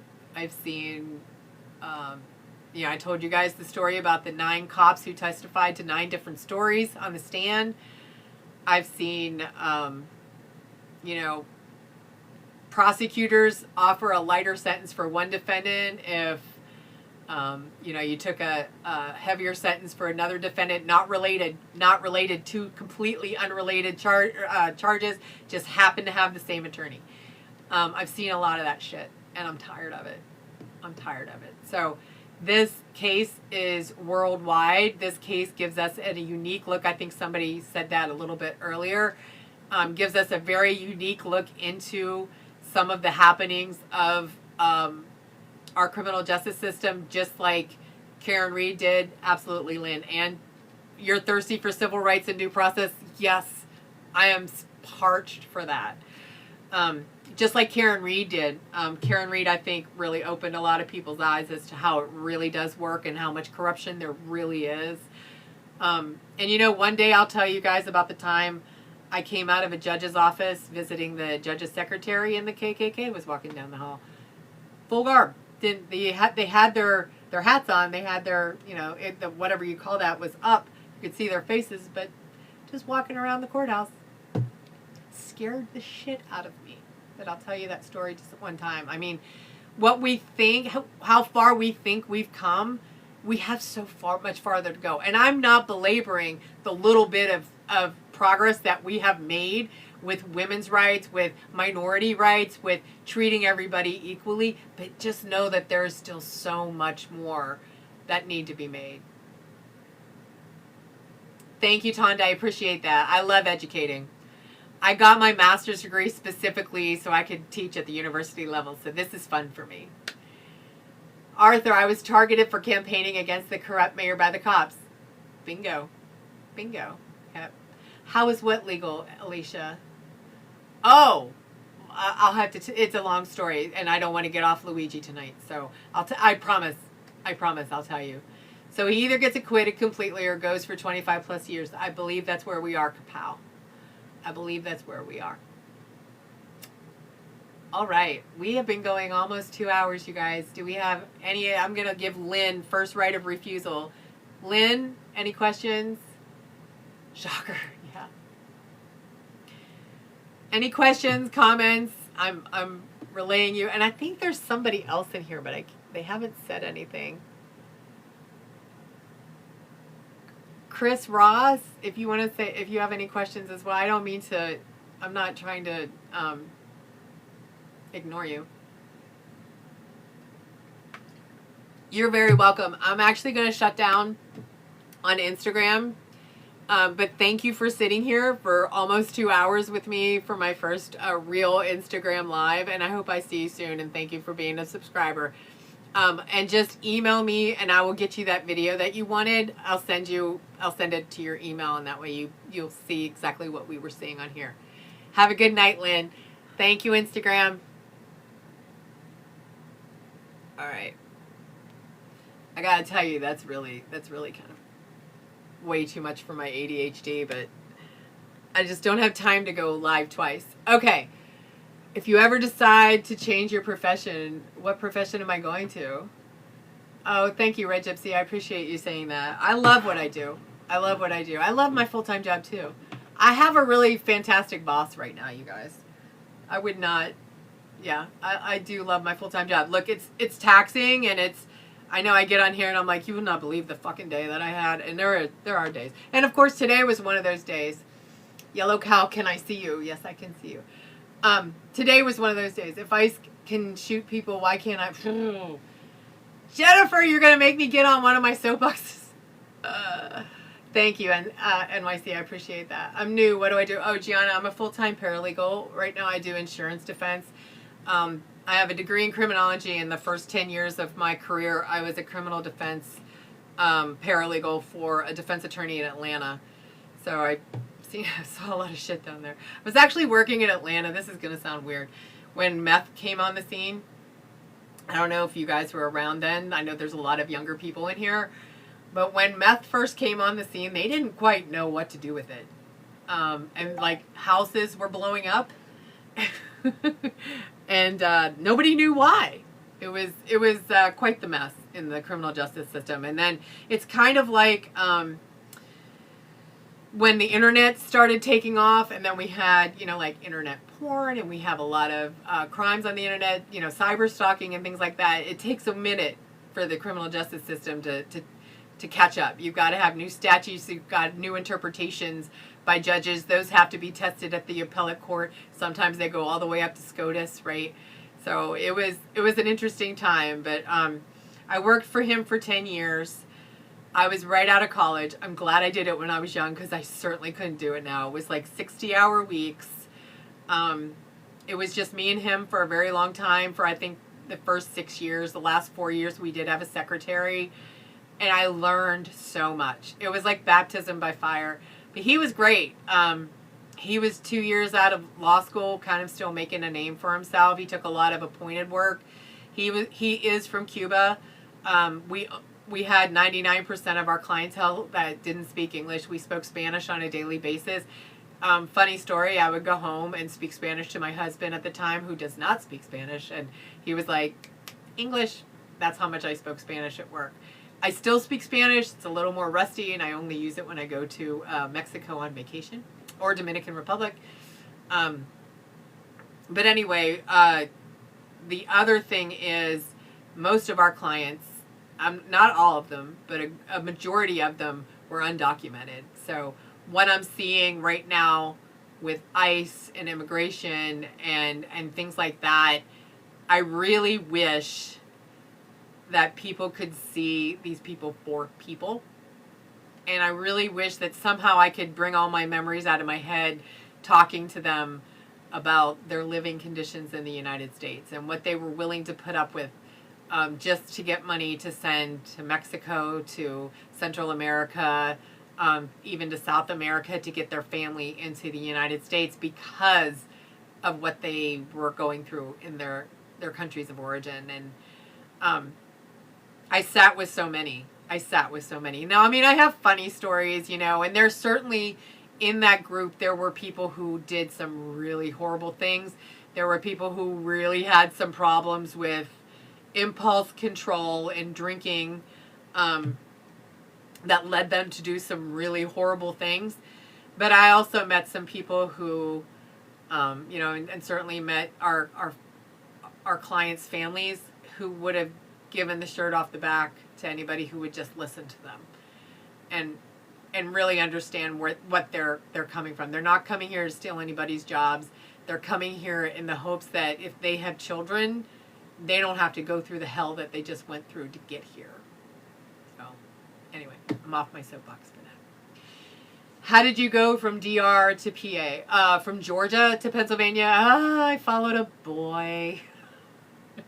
Gianna just calling me out in here. So my pedigree is I was born and raised in Western Pennsylvania. My dad went full time after losing his job with the the steel plant out there closed in the 80s.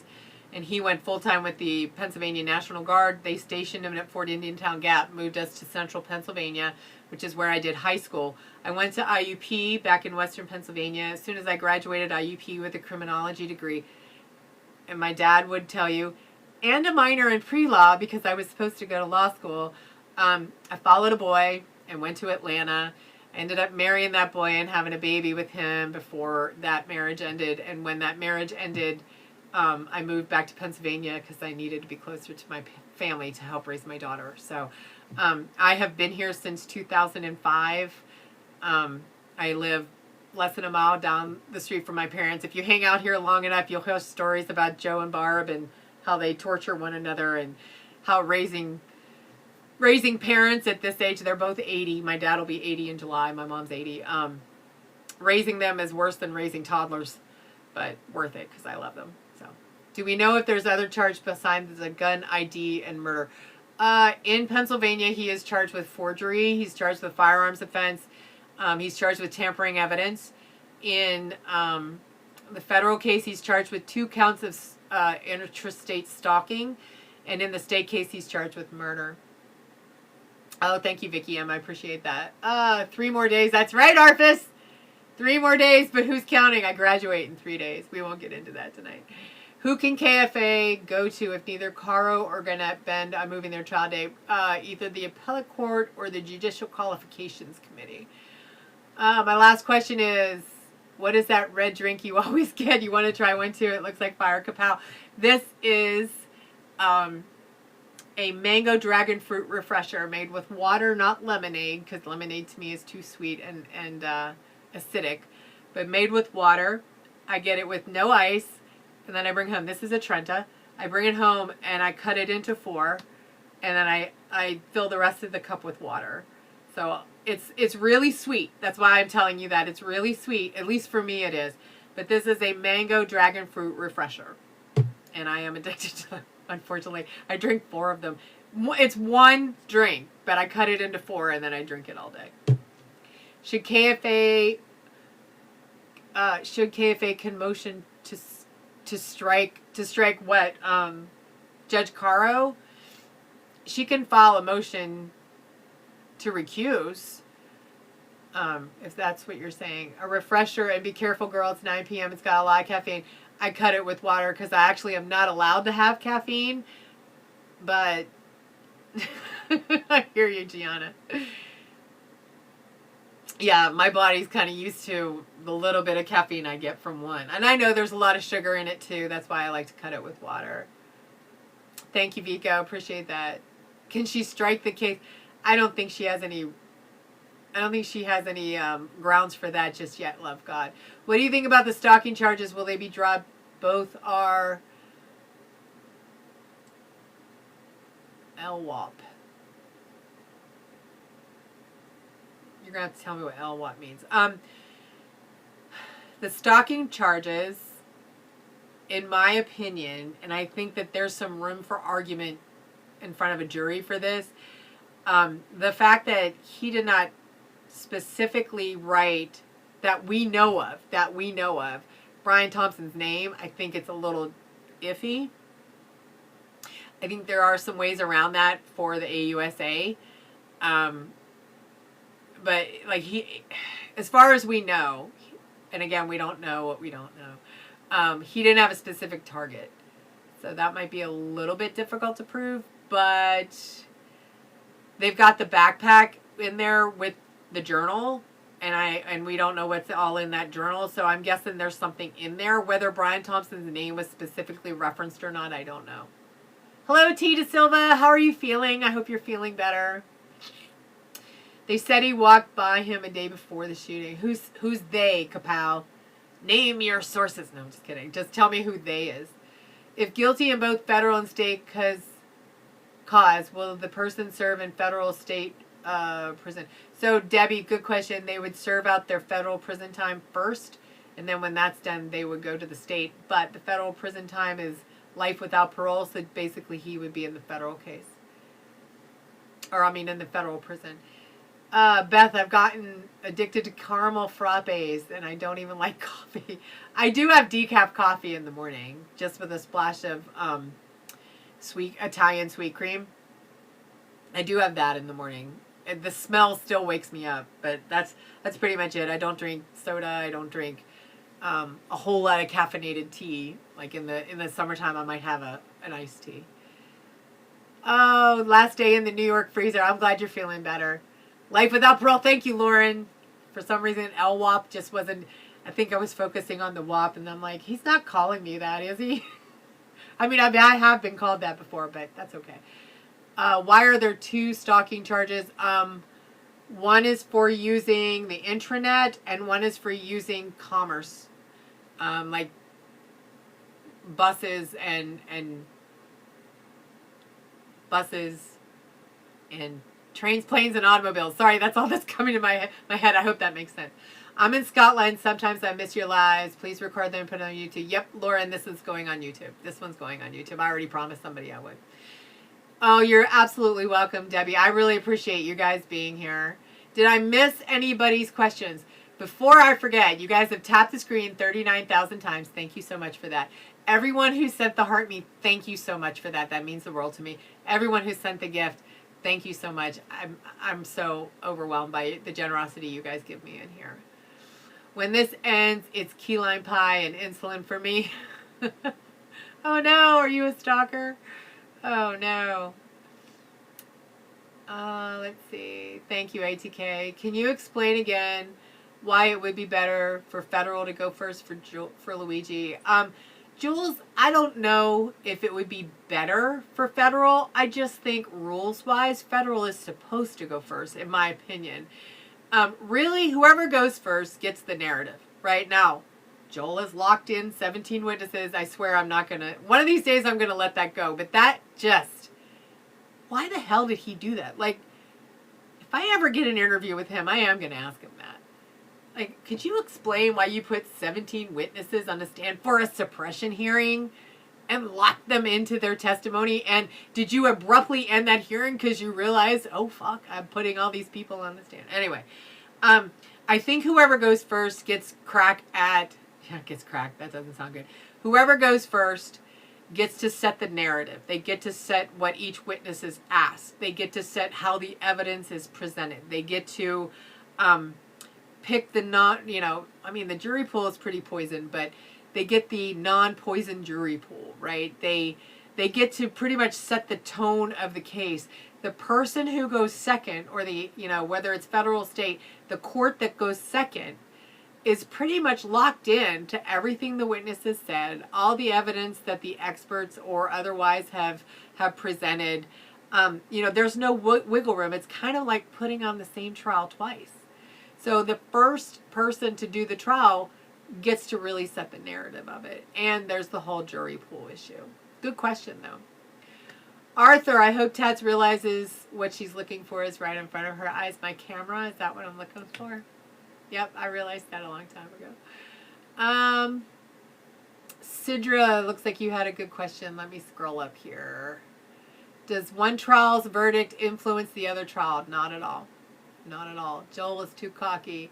Joel is something. Vicky, yours, because I learned so much, then I spend my night and mornings researching. Well, welcome to the club. Welcome to the club. I literally lay down in bed. I take something to help me sleep, then it kicks in 20, 25 minutes. So for 20, 25 minutes, I'm looking up dockets. Oh, don't let me forget to tell you guys about the Pennsylvania docket. Somebody asked me about that, and I said I would go over that. I'm looking up dockets.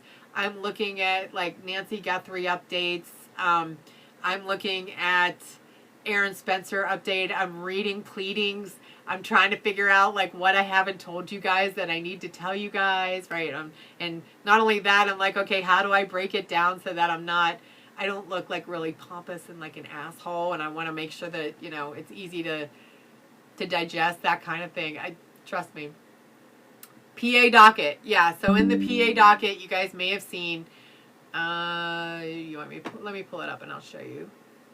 We are all visual learners in here, right? Oh, actually, I think I have it. Don't I have it on deck? I do have it on deck. Look at me all prepared and shit, like I know what I'm doing. Hang on. All right, the Pennsylvania docket. Let me show you what I'm talking about here. So, you guys remember when there was a custody battle, a different custody battle, when they filed that motion to suppress in Pennsylvania and the feds refused to bring Luigi over. Luigi refused to waive his right to be there personally. And so they pretty much stayed that whole thing. The judge dismissed the motion to suppress. He can still refile it. But the one thing that he put in here, and let me find it. Let's see.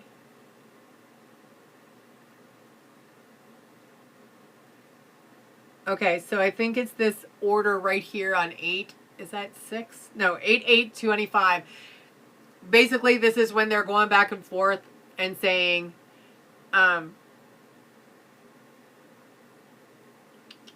you see it the month before there too, so it must have been up there in July. Okay, so here's what happened. The Fed said, we are not coming over there. The judge said, fine, I am putting it on the ADA of Blair County. You are going to give me a status every 60 days as to whether or not the defendant is available to have hearings over here in Pennsylvania. Every 60 days, I want a status from you. And so when you scroll, if you have vertigo, sorry, look away real quick. I don't want to get you sick. Thank you, Red Gypsy. Love you too. So if you look in November, notice of defendant's unavailability for personal appearance, for précipice for remote appearance. That's Thomas Dickey saying he cannot come over. The feds aren't going to bring him over, but now he will agree to a remote appearance.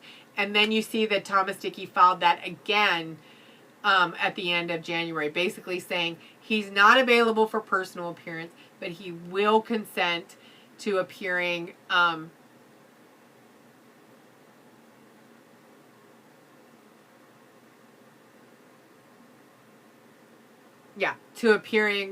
remotely. Sorry, I just wanted to make sure I wasn't really reading that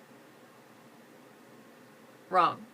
Praise speech consent for appearance. I'm guessing that probably was remote appearance. That gets cut off there. Yeah, so that is what's going on. There's nothing going on in Pennsylvania, and there's nothing that is going to go on in Pennsylvania until the federal case and the state case in New York is settled. Some kind of wealthy person donated $2,500 the other day, and another one $1,300, I think. That's crazy. That's crazy. Sounds like he's trying to be important, but actually irrelevant. Are you talking about Thomas Dickey? You probably nailed something on the nose there, Gianna. Kapow, why is it important for him to be there in person? Before all of this happened in New York, before all the suppression hearings and all the motion hearings and all the court appearances, he just didn't waive his right to be there in person. Was he just being difficult? I don't know. He has the right to be there in person. And the feds were saying he was a security risk and they couldn't bring him over to Pennsylvania. Does the judge in PA not watch the news?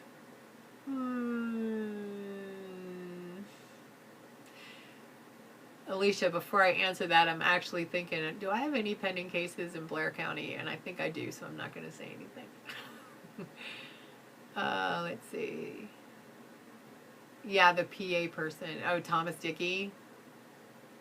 Yeah. Yeah. Lauren asked a good question. How are the stalking charges each carry life without parole, but murder is 25 plus?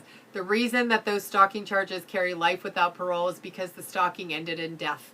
And that is an enhancement allowed through the federal statute. Good question. Taz, you're naturally funny. Alicia, don't encourage me. Plus, you guys know, I've been on for 2 hours and it's getting late. I get punchy when I get late. So don't encourage me. But thank you. All right, any last questions? Wiggle Wisdom, welcome in. Leopardus, anybody I didn't say hello to. Hello. Sorry. I can't see my people list. Hang on. No, that's not what I wanted. want my people list.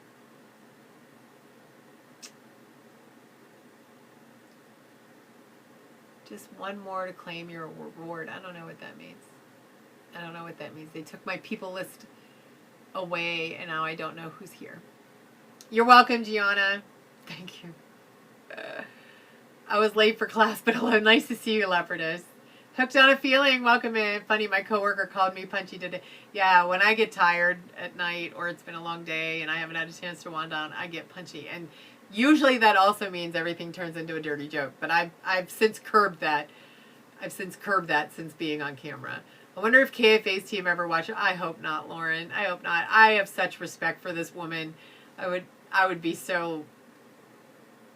Oh, I don't even... Wow. Thanks for planting that seed in my head. Appreciate that. Yes, Vicky is funny. She does crack jokes. Do you mind if I dream of you tonight again? Go right ahead, Arthur. Just don't keep me up, okay? No, Alicia, you don't have to leave me alone. It's fine. So either... hang on.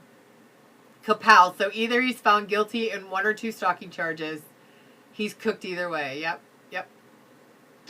Yes, that's what I'm saying. Is it Josh Melania? Not that Melania. Overall, due to the events of today, is Luigi's outlook more or less optimistic? To me, I'm less optimistic from the events of Friday. Good question, though. And that's my opinion. That's just my opinion. Did KFA file anything on Monday? She filed an official letter to Judge Garnett letting her know what happened on Friday, but we haven't heard anything since. So either he's found guilty in 1 or 2 stalking charges. He's cooked either way. Yes, kapow. Yes. So stalking is like the worst thing ever, only when it ends in death. I mean, we could all argue that. And there's another soapbox I could get on about stalking charges being used in this case and not used in others where people are actually being stalked. But I won't get on that soapbox. How did they figure out he was stalking? Sidra, in the federal statutes to be charged with stalking, you have to cross state lines basically and use interstate commerce, like planes, trains, and automobiles. And that's the one charge. The other charge is for using the internet in order to further a felony. So basically, he crossed state lines in order to commit murder. Thanks, Arthur. Appreciate that. Milana. Thank you. You can exaggerate the middle syllable to make me sound really Italian. Are you Italian? Josh Milana. Yeah. Hello, fellow Italian. I don't speak Italian, though. I speak Spanish. It's a little weird. So it only counts across state lines. No, he also has... excuse me. He also has using the interstate and... the internet and... There's another way of putting it, but basically using the internet and I don't want to say apps, but that's all that's coming to mind. But using technology, I'm just going to put it that way, using technology in order to accomplish stalking. Isn't stalking mean the victim should be aware of it? Kapow, we just went through what the stalking in the intent of that law with the motion to strike counts 3 and 4 of the indictment. And yeah, so Judge Garnett actually found, in her opinion, that the stalking statutes can be violated without using force or violence and without the person ever intending on harming the person. And so for that reason, it's not a crime of violence. So those 2 stalking statutes can be violated without force or intent.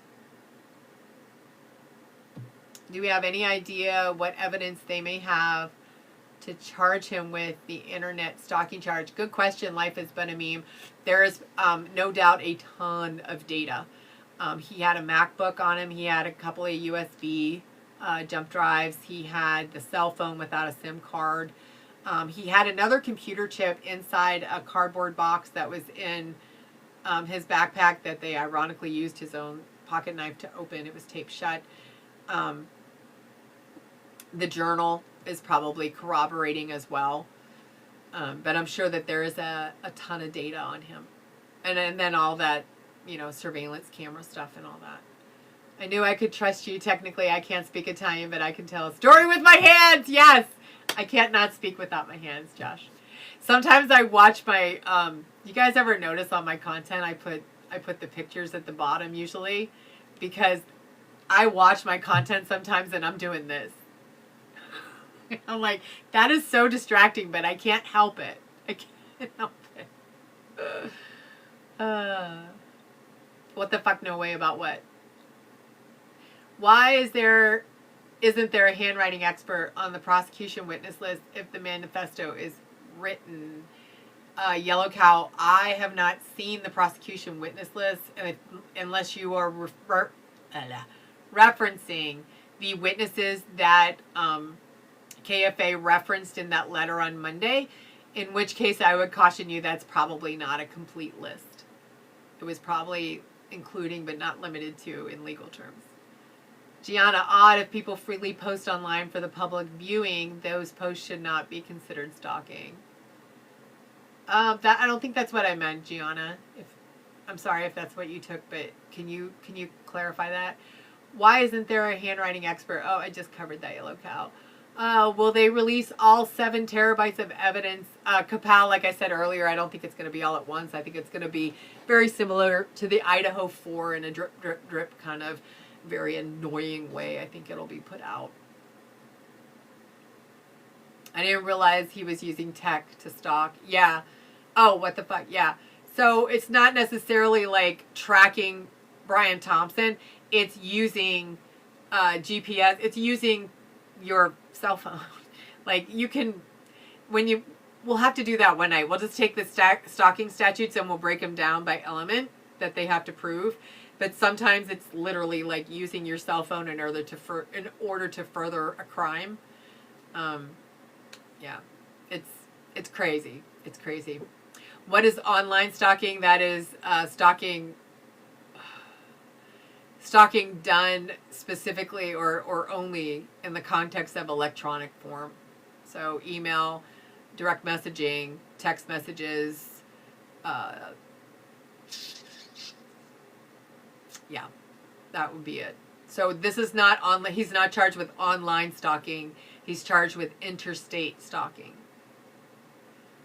Thank you, Sidra. I appreciate that. That makes me happy when you guys say you learned something from me. I hope you know. That makes me so happy. When my New York DA released everything, it could to the press. We also don't know that they have all this stuff, though. Right. Oh, you're absolutely right, Yellow Cow. We don't know what we don't know. I'm not sure why we're acting like it exists. You're right. You're absolutely right. What I'm saying is I'd be really surprised if it doesn't, though. But you're absolutely right. We cannot confirm nor deny that they have all this data, all this electronics, all this surveillance. I'm assuming that they do, but I'd be really shocked if they didn't. I'm going to drop off. Okay, Vicky, I am actually going to drop off as well because I have to go in the office tomorrow. Is it unlikely that the feds will leave current charges to the stalking and not add new ones? So I see 2 things happening at the Fed level. One of 2 things. You don't think they do, Luigi Nation? I would be shocked if they didn't. I see them either appealing, striking counts 2 or 3, or trying to bring in another murder charge through a different indictment. I did want to add that Karen said the core of both cases is forensics and testimony. Good point. Thank you, Kapow. I appreciate you being here. Can we hit 50K likes? That's okay. It's okay, Jimmers. Thank you guys so much. I appreciate all the likes. I appreciate all the gifts that you guys sent. I appreciate all the questions. They don't, Luigi Nation. You know that for a fact. You got an inside source. Arthur, thank you for that F1. I'm not sure. What did I say? What did I say? I'm just more skeptical of what they have. Yellow Cow, look, I hope I'm wrong. I hope I'm wrong. Thank you, Red Gypsy. I appreciate that. I appreciate you saying that. Thank you so much. Thank you for all the gifts. Thank you for all the questions. Thank you guys for being here. I tell you guys this, but I can never overstate it. You can make more friends and you can make more money, but you never get back the time you spend where you spend it. And the fact that you guys just spent over 2 hours with me going over evidence of a case that is out there for you guys to look up as well, but genuinely saying thank you so much, Vonnie Ray. I appreciate that. Genuinely sitting here and talking it through with me. I hope you guys know that you teach me as much as I teach you. And I I really treasure this time with you guys. So go get some water. We have been sitting here for 2 hours. Go get some water. You know, there's water in here, I promise. Or get some Starbucks. Please go eat dinner if you're out on the West Coast. If you're out on the East Coast, well, hell, it's dinner time too. Go eat some dinner. But thank you guys. Thank you for being here. Not guilty. Free Luigi. He's innocent. Thank you so much. Always learn so much. Oh, thank you so much for Life is But a Mean. I'm really glad that you guys were here. Yeah, Arthur, I don't know when I'm doing a 24-hour live. Tats needs her sleep, and I do have to go to the office tomorrow. So you're welcome, Lauren. It's morning for you, Kapow. Where are you? Are you overseas? You're over. Are you in England? Or are you one of my Ireland people? You were having breakfast with us. Well, thank you. I appreciate that. Arthur is a flirt. Yes, he is a flirt. Give me one more minute to get to 50K. There, you're at 50K, Sidra. Thank you, guys. I appreciate that. Yep. Have a great night. If you know, be good to yourselves. Be good to those around you, and make good choices. I will see you guys tomorrow night, 7 p.m. with Jeff and Brian for Probable Cause Live. So until then, Tats out.